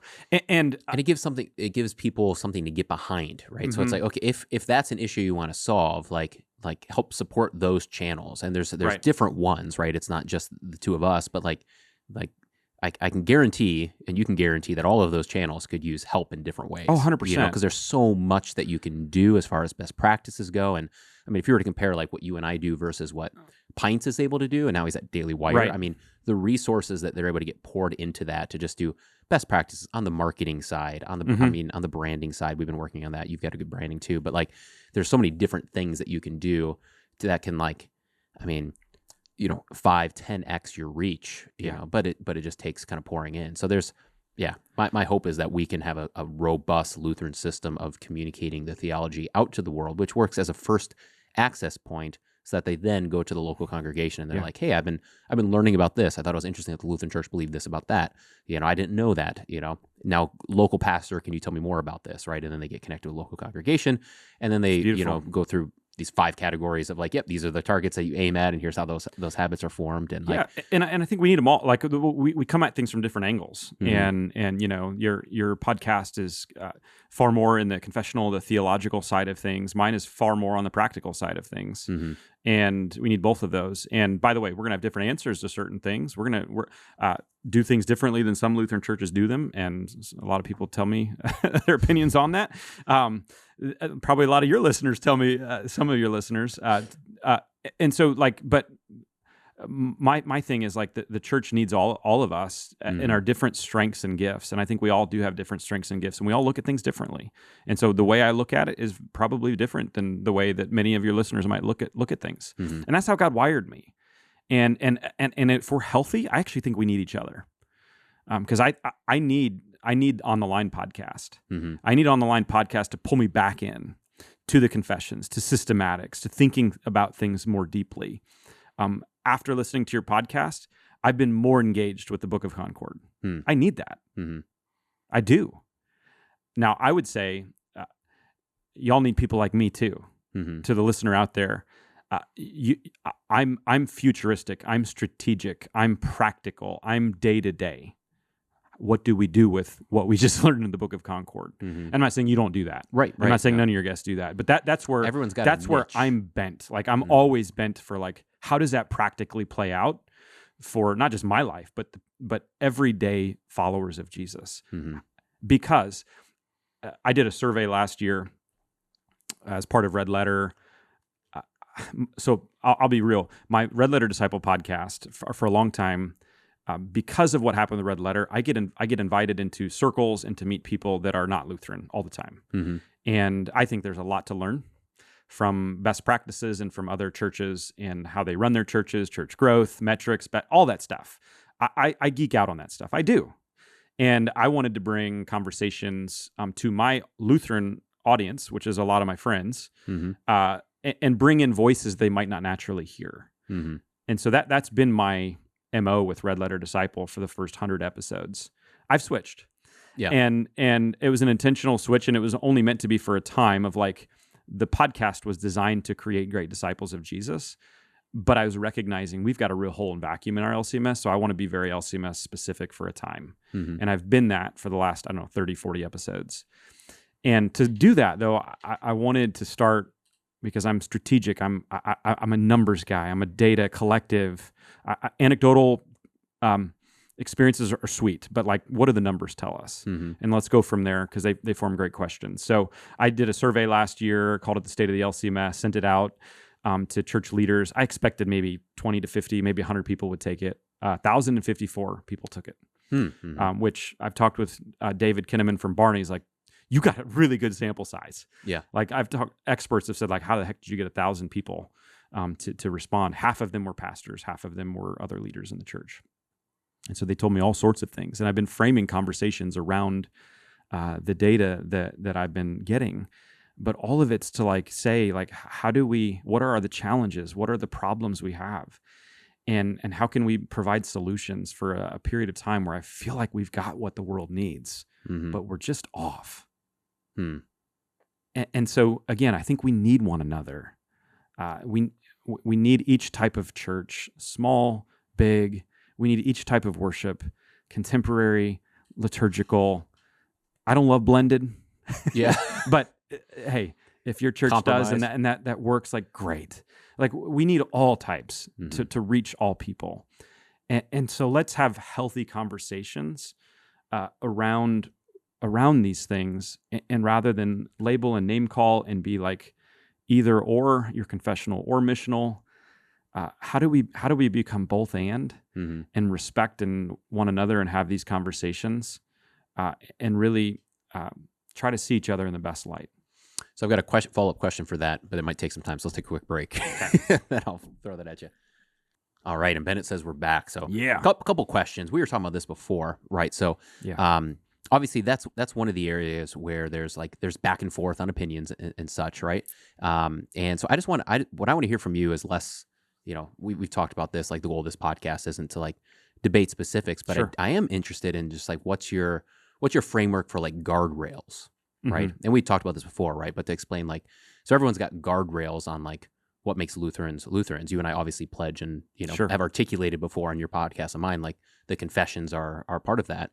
But like, how do you process guardrails? Because I find everyone processes guardrails at least a little bit differently. Yeah. So, but I think that's maybe an important way to understand kind of where you're coming from or what your process is. Yeah. So to press on that, are you more interested in kind of guardrails for like what it looks like for me to be a disciple of Jesus, or more like what does it look like for church practices and things like that? Yeah, probably church practices. Okay, yeah. Great, great.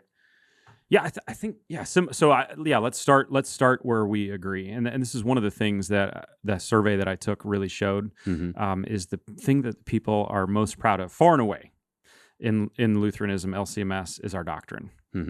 It's our doctrine. We love our doctrine, and so I really think that if some of the things that I might differ with, I might be different with than another pastor in practice, I think if we got together, we'd have a really good time. We would see that we actually agree on a lot of things. Theologically, I don't think there's a lot of disagreement amongst LCMS trained pastors.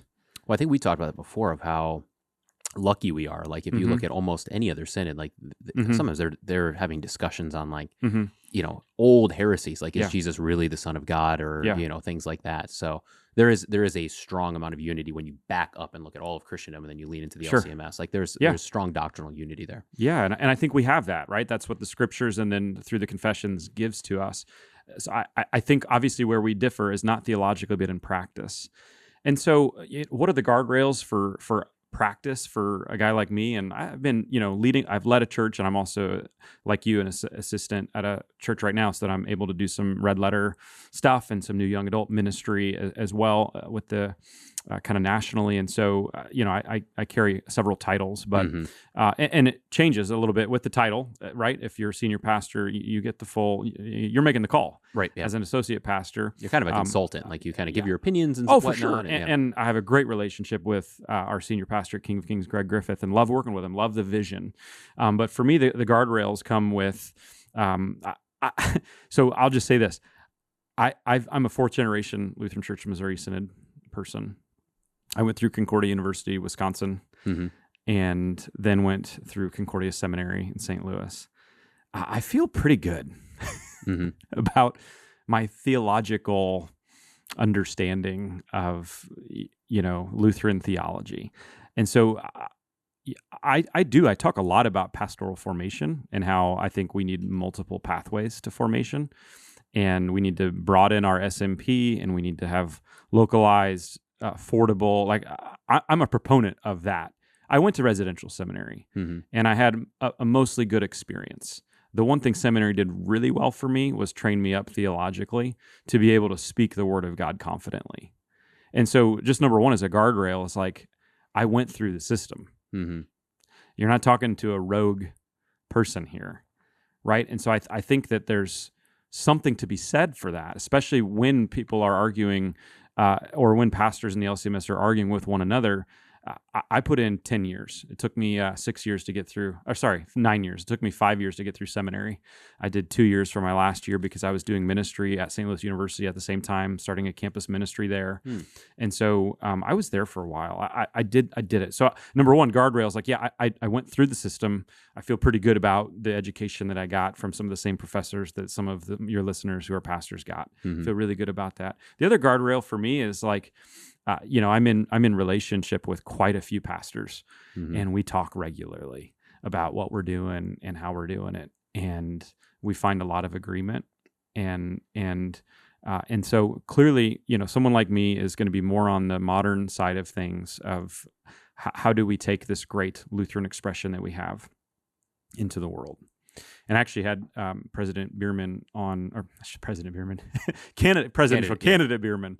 We're not New Apostolic Reformation prophetic, are we? Anyway, We'll find out. We'll find out. Yeah, if Bierman becomes president, people are going to be calling on me for some prophecies. But slip of the tongue there. But we'll see what happens. Get your votes in. Clip that one on Twitter. Yeah, get your votes in June, that right? one. Get your votes in. But no, I had him on I invited all the presidential candidates on. He came on, and so I asked him, and I mentioned to him the same thing I said to you, is like, Lutherans love our theology. Mm-hmm. But I said, if that theology that we love so much only stays in our head and doesn't actually get practiced, is it great theology? And he said, no. And so that's my big thing, is like, I'd love to talk to people about how they do, what their worship looks like. I think whatever we do, whether it's liturgical or whether it's contemporary or somewhere in between, let's do it with excellence. And so my guardrails are, I went through the system. I feel pretty good about my relationship with Jesus. And so I have a personal filter, obviously. I have an accountability partner that I talk with every week, Mm-hmm. who is a pastor, and we do talk about some churchy things. And I have a whole network of pastors that I regularly talk with. Some of those pastors are we see each other at a couple of conferences a year. Sometimes we organize something together to talk. And so I feel really like pretty solid that we are not doing anything outside of godly counsel. In addition to that, I attend our circuit meetings. In Nebraska, I've been back in Nebraska 5 years. I've been to every Nebraska district pastors conference. Mm-hmm. There's a lot of people in the larger churches, which I represent one of those. There's a lot of people, and I tell the large church pastors, like, you've got to go. You've got to re-engage. If people have been rude to you, if people haven't thought the best of you, if people don't like the way you do things, if people question you, that sucks. But like, if we're going to stay together, and we all, like, I want to stay together, like, we all need each other. And so if you're a larger church pastor, you've got to re-engage. I've tried to model that. Mm-hmm. And so, like, I'm at circuit, I'm at district. We had an issue that happened at King of Kings not too long ago that was written about in an article that is just I don't know how much I should say, filled with lies and worst assumptions. And so we were able to talk about it at our circuit. And I was able to talk about why we did what we did. And they were able to hear it, understand it. And I asked for forgiveness for representing and saying a word incorrectly from stage that I didn't mean to say that I did say. Mm-hmm. And so, like, I don't know what else I can do. Like, I am so willing to talk. Mm-hmm. And so let's talk. Do you get much dialogue from, so like we talk, and we don't talk hyper regularly, but we Sure. talked maybe 6-7 times, something Yeah. like that. You know, 6, both, 7, there you go. both Bring it back, yeah. So yeah, but do you get much dialogue with, like, I don't know the article that you're referencing, and we don't need to reference that one per se, but like, are you able to dialogue much with people that would disagree with you? Okay. No, they do not want to talk. Okay.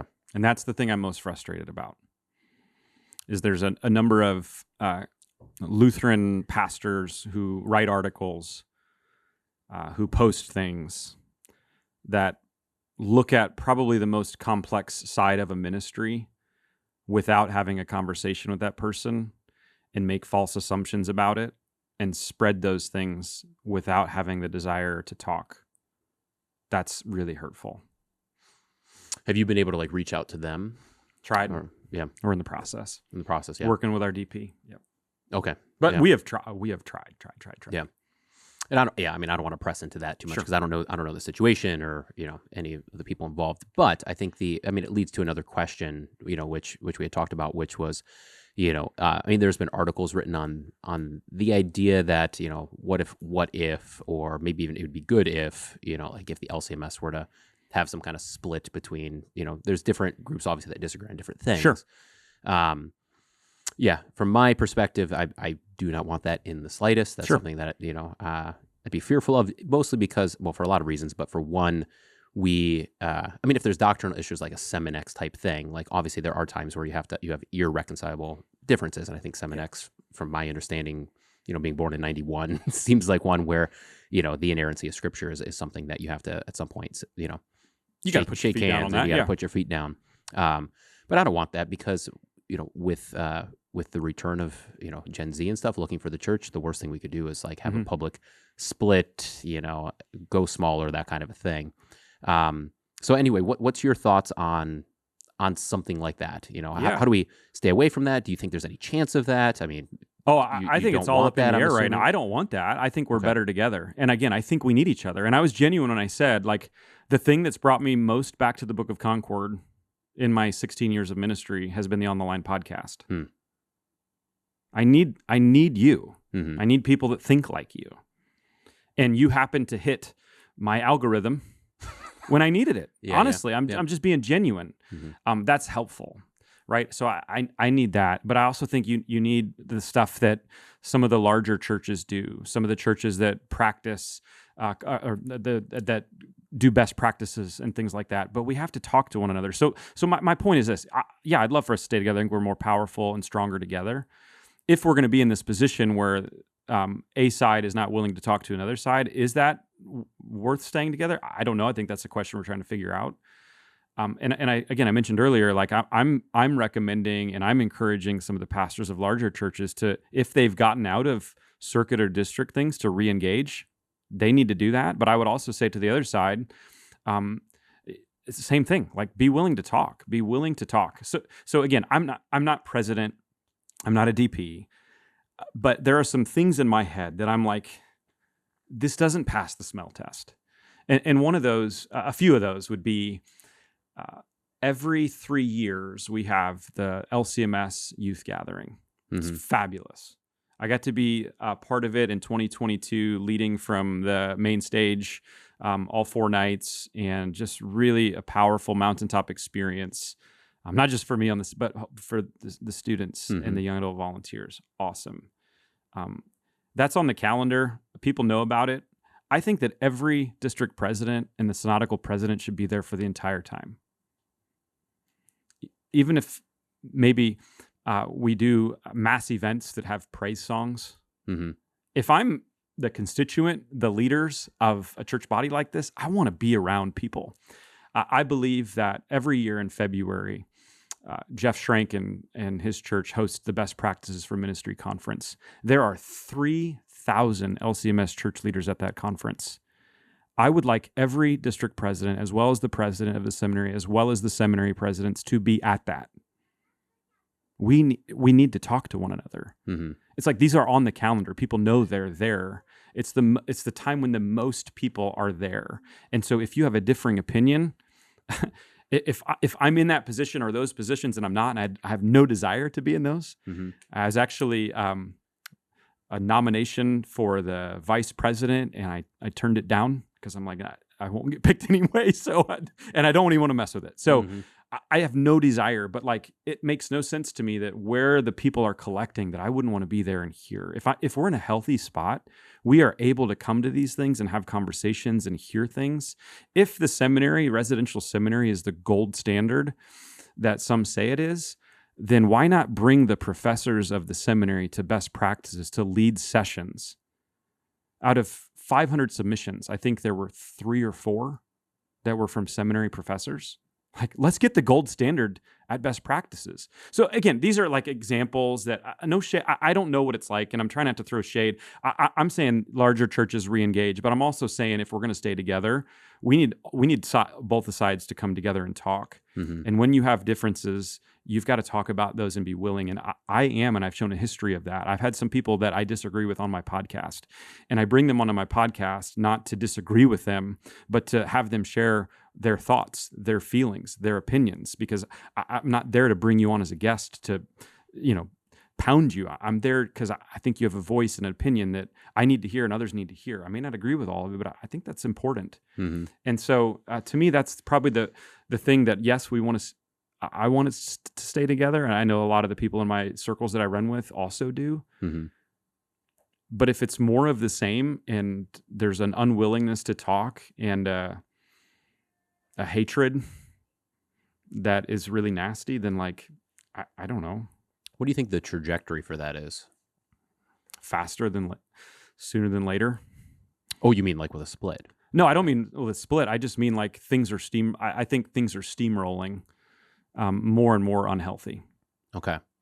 Because I think I've got like a different perspective. And sure. I mean, my thought is, because same with you, I get to talk to people from different circles or whatnot. But, I'm more plugged in on like the conservative side, the traditional side, right? But like a lot of the, especially younger people I talk with, and I could give some names, but I won't name their names here. But like I think they're very open to those conversations, and I think they're less polarized. And I don't want to compare it like generationally per se, but I find that if you take millennial. I'll say millennial. That's my age group. That's probably my biggest plug-in. Or like younger Gen X, so kind of like your age range as well. Hey, I'm an old millennial.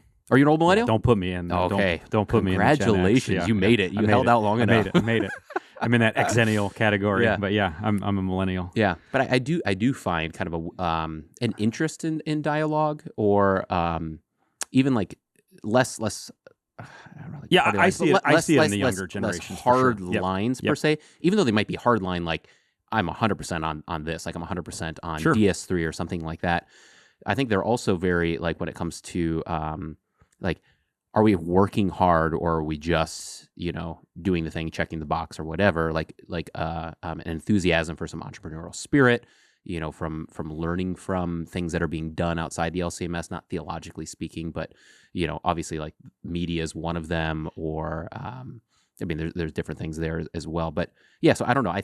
I guess my thought is I don't want to see some kind of steamroll and something take place. Correct. I think like long suffering for 10, 15 years, and we might find a deeper sense of unity if we can hang in there, mm-hmm. And work through those differences, but not sprint towards anything drastic that can't be undone. Sure.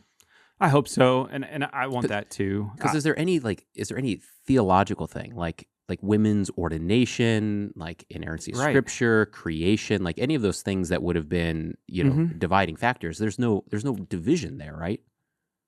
I can't. Again, I took a survey of 1,054 leaders, and there were some questions like that. I can't find anything theologically like that. And I'm not saying the other things aren't worthy to talk through. 100%. Our practices are important. Yeah. But when it comes to what you mentioned, women's ordination, inerrancy of scripture, again, I just don't find that there's a lot of division or differences of opinions or beliefs on those things. I think we line up.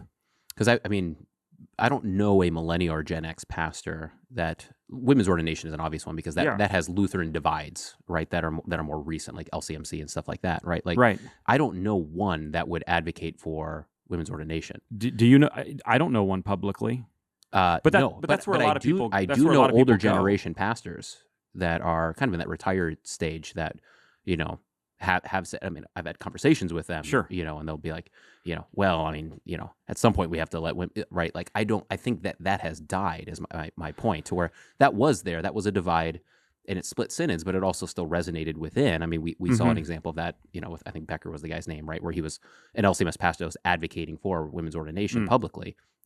I think that's gone, right? So in some ways, I think it's gone, or else it's not much. Like I don't, and again, I can kind of speak on behalf of some of the larger churches. There's a group called the Large Church Network that I've been a part of for several years, and like we're not having those conversations of like wanting to ordain women. Mm-hmm.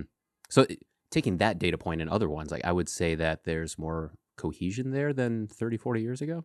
And I mean, people could correct me on that, and I could be wrong. I don't have all the data on that, but I mean, those are real issues that were being wrestled with not that long ago. And I think that a lot of those have disappeared. Yeah, I think so. I think that it's mostly practical stuff. It's around worship practices, a lot of it.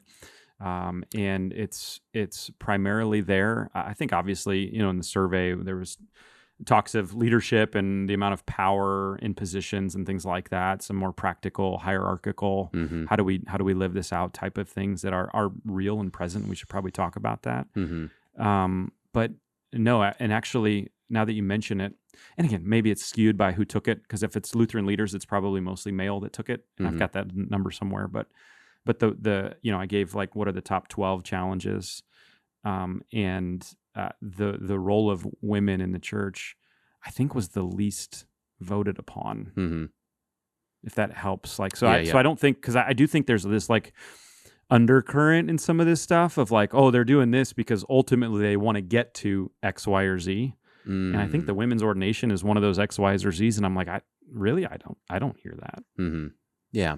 And that's, none of this is to minimize like the importance of like dialogue on these other areas, but it's just to kind of take a step back perhaps and say, those much more serious issues, on paper, black and white, like dealing with the confessions and like, if those aren't there, then that's at least one data point that says like the trajectory has been good. It doesn't mean there's not other things for us to address and talk with. And I mean, I think the thing you're advocating for is let's have a conversation and create places to have that. I am. And I'll speak for myself. Yeah. And I'll speak for Tim Allman too, who's a great friend of mine. Like we genuinely are trying to like, how do we do this together? And your hope is that we don't have to do anything sudden. I would say that, people like Tim and myself from our side of things don't feel like, we don't feel like this was overnight. We feel like our opinions, questions, styles, it's been a while, and it's tiring, if that makes sense. And so I probably would disagree with you on like the pace of like, is this new? I would say, no, it's not new. I think we've been kind of underheard and underrepresented for probably at least 5, if not 10 years. And it gets old when you're not even invited to be a part of the conversation, or when you feel like, I'm speaking for large churches now, when you feel like you've got some ideas and best practices and some things to, that is working locally at a lot of these churches that get dismissed and don't get a hearing and things like that. And so that's the challenging part is... In which ways aren't they being heard? Like, so for instance, like at best practices, like you can speak at best practices. So is it specific, is it on the political side, or is it on like a conference side, or is it on... Yeah, it's a good question. I think so. Number one, I would say it's a hot button, so we don't need to get into it, but I'd say the pastoral formation stuff, there's so many people that believe our system right now, again, not throwing shade on what we do currently offer, but we believe for a long time that there's got to be some sort of additional avenues. Mm-hmm. And in the survey that I took, it was very adamant that the types of pastors that the seminaries were producing were not the types of pastors the churches needed. There's a lot to unpack there. I don't know fully why that is, but those conversations should be happening. And it's like, every time I think we try to, we get rejected. Is that the crux of it, would you say? Is what the crux of it? Pastoral formation? Pastoral formation, is that... I think it's mostly we don't like trust I think it's mostly we Okay. don't trust each other, and we're not willing to have conversations with people that practice this theology different. Pastoral formation is one of the major issues that I think is really important that we got to figure out. Because at the end of the day, like if we don't have pastors, and that's a lot of us are looking at these numbers, and we're looking at all the retirements coming up and being like, we already have 20% of our churches vacant according to the Lutheran Witness in February, and that's today. And we're going to go somewhere from 5,500 or 6,000 to 3,000 pastors in 15 years is what the LCMS statistics say. Like that, we got to figure out something. Like this is not something we can just continue to kick down the road. The other piece I think that would be frustrating on that with the trust and division side of it is it really does feel like leadership is wanting to bring back worship wars and doing it in an unhealthy way. And again, I think whatever worship style you choose, do it with excellence. The thing that's probably would surprise some of your listeners, and they can believe it or not, but in that survey that I took, which again was largely from, I say it's not fully representative of all the LCMS, right? It's largely going to be from larger churches that are, many of them were growing, most of them were growing by percentage that self-selected that. So growing larger churches, most people I think would assume that they've abandoned, if you will, the Lutheran tradition or the divine service or liturgy. In my research, what I found is there were only 4% of those churches that provide a modern-only service. Okay. That means, and this is my people, so it's probably even lower than this, higher than this, I should say. That means that 96% of those churches offer a liturgical or blended opportunity. So like I'm in my world, I'm like, for the 4% that choose not to, I trust those pastors to discern the needs of their community, to still hit the important pieces that are a piece of worship, delivering an incredible word, delivering the sacraments and teaching them for what they are. Like, so yes, continue to do that if that's what your community needs. But I also think like there's this idea that there's all these churches out there that are just doing whatever they want and have abandoned the liturgy. And it's like, no, that's not actually true. May not do it exactly the way you do it, but most of the churches, 96% from my survey, do some form of liturgical or blended. What do you think? Does that number? Can I just ask? Does that number surprise you? Well, I think I saw that study, but so I haven't thought of it recently. No, I don't think so. Because I don't think feel that like there's surprises me. a big push and a lot of chatter, at least, and maybe my problem is I should just stop going online. Well, I wonder how much that does accentuate it. You know, I wonder if that's I don't know. I wonder if that's part of it, because obviously whatever's online is usually more extreme, and it doesn't always. I mean, like you see this, right, when you go to like men's conferences or something like that, or just any conference. I'm just saying that because I just went to a men's conference, right? But it's like there's a disconnect from the emails that we receive, Yeah, right, from for like sure. from like on the line, Memento, etc. And then talking with just like regular folks that are dedicated LCMS guys that are showing up at a men's conference, you know, active in their church, and it's like there is a disconnect from that feedback, and it's just right. I mean, it's the same with me. Like, if I'm going to take the time to write an email, it's usually because there's something that's like rattling around in my mind that I feel like I need to address. Yeah. And I don't do that for 99% of the things that I engage in. So the things I'm happy and I'm just going about my daily business, it's usually that 1% that gets that ends up being kind of that data point. And that would be my piece is let's keep talking, because I see the same thing. What I said about I went to the Koinonia gathering in Las Vegas, which was about pastoral formation. 2 days of it, and it was a really great couple of days. But one of the things I mentioned was conversation that feels really heated online felt very good in the room. Yeah. And there were people that had differences of opinions. And actually, not long ago on my podcast, by the time this goes up, I had two of the district presidents, Wally Vanaskis and Nathan Metter, who represented differing opinions on residential and online seminary.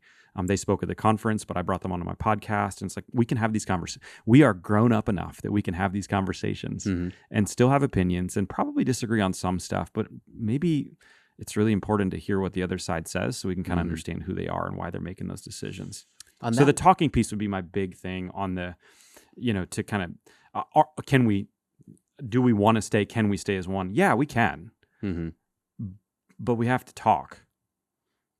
But what's the timeline for something like that? So like if you took like pastoral formation, like maybe I'm off. I mean, it might have been a conversation for longer, but it seems like it's been a focal point conversation for like 18 months, 2 years, maybe 3 or something like that. Like that's still pretty, that's probably online that long. I think in trying to work it through, if you will, the channels, it's longer than that. Okay. Yeah. Right.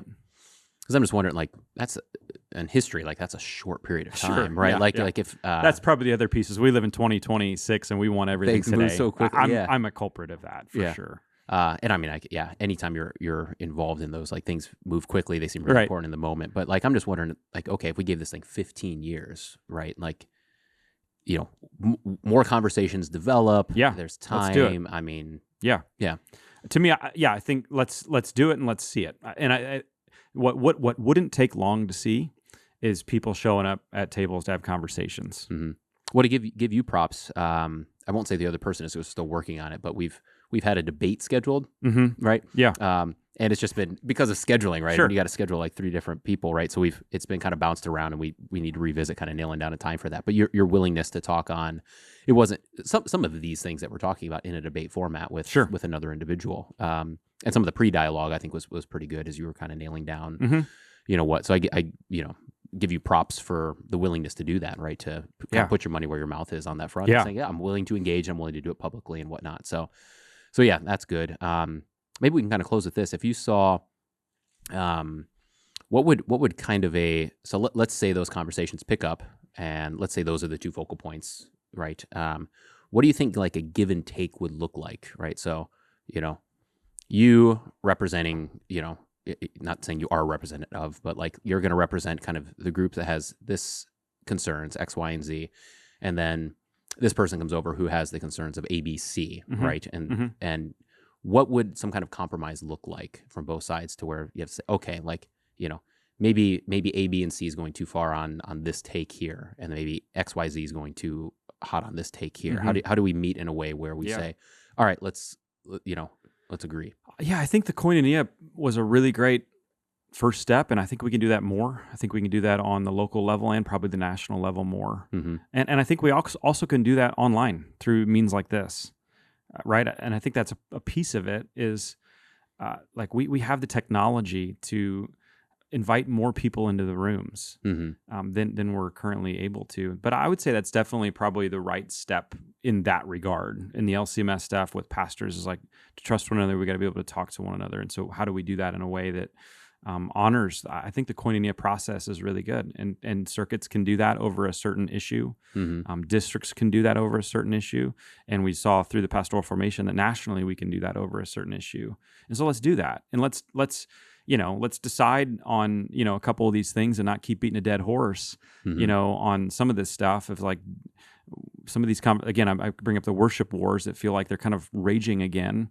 And it's like, I think we've already had the worship wars, and we've already got some resolutions and some things that have come across that give some great appreciation for our history. And here are the things that are a valuable part of the service to have, but there's also freedom in how you use that. And let's keep listening, and let's have more podcasts. Honestly, I saw the guys from Wally Worship Arts Leadership Institute just started a Lutheran worship podcast.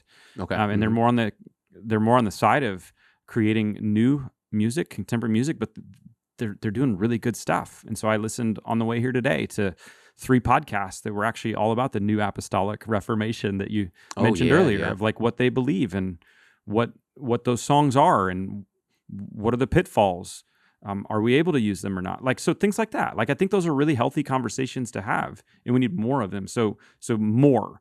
That's what it would look like for me. And certainly, let's do it together in districts and circuits and nationally. But also, what can we do online? I think the debate thing is really cool. Mm-hmm. Whether it's I'm in one of those or not, I don't care. But like, just I'd love to hear two different sides, because then I can understand where that person's coming from more. Mm-hmm. And when I don't know where that person's coming from, or their story or their background, and when I choose to look in on that person and how they do ministry and make false assumptions about them publicly, like that's the worst side of it. Yep. Like, let's at least be willing to get in a room and have conversations before we do those things. Well, Zach, do you have any kind of closing thoughts? Then we got to head towards dinner in the airport. So I'm looking forward to dinner in the airport. Yeah. No, genuinely, I just want to thank you for doing what you're doing. Thank you to Bennett as well, and for your Church Trinity here in Waconia, that's allowed you to kind of take the freedom. And I genuinely believe that our Lutheran Church Missouri Synod, from its onset, was a very entrepreneurial, kingdom-minded, missional church. And I think we need more things like this. And so I would say to any of your listeners that haven't supported you and what you're doing, like, get on board and support whatever that looks like. If it looks like just subscribing and following and sharing, let's get on the line podcast to be, I've heard you say it, let's get it to be the first Lutheran channel that has truly LCMS channel that has over 100,000 subscribers. It wouldn't take that much to get there if people genuinely did it. And so I just want to thank you for, and the people around you, for being able to take those steps of faith, because I know it's not easy to step out and to try something new. But also we get to see some really great fruit that comes from it. And you're going to see that. And so how can all of us just get behind more innovative, entrepreneurial, kingdom-minded, missional people and hear what they have to say, and put it into practice? And then on an individual level, let's just do that as disciples. Yeah. Which is where we started. So yeah. Anyway. Yeah. Well, thank you, Zach. Yeah. This has been fun, and looking forward to dinner here. Cheers.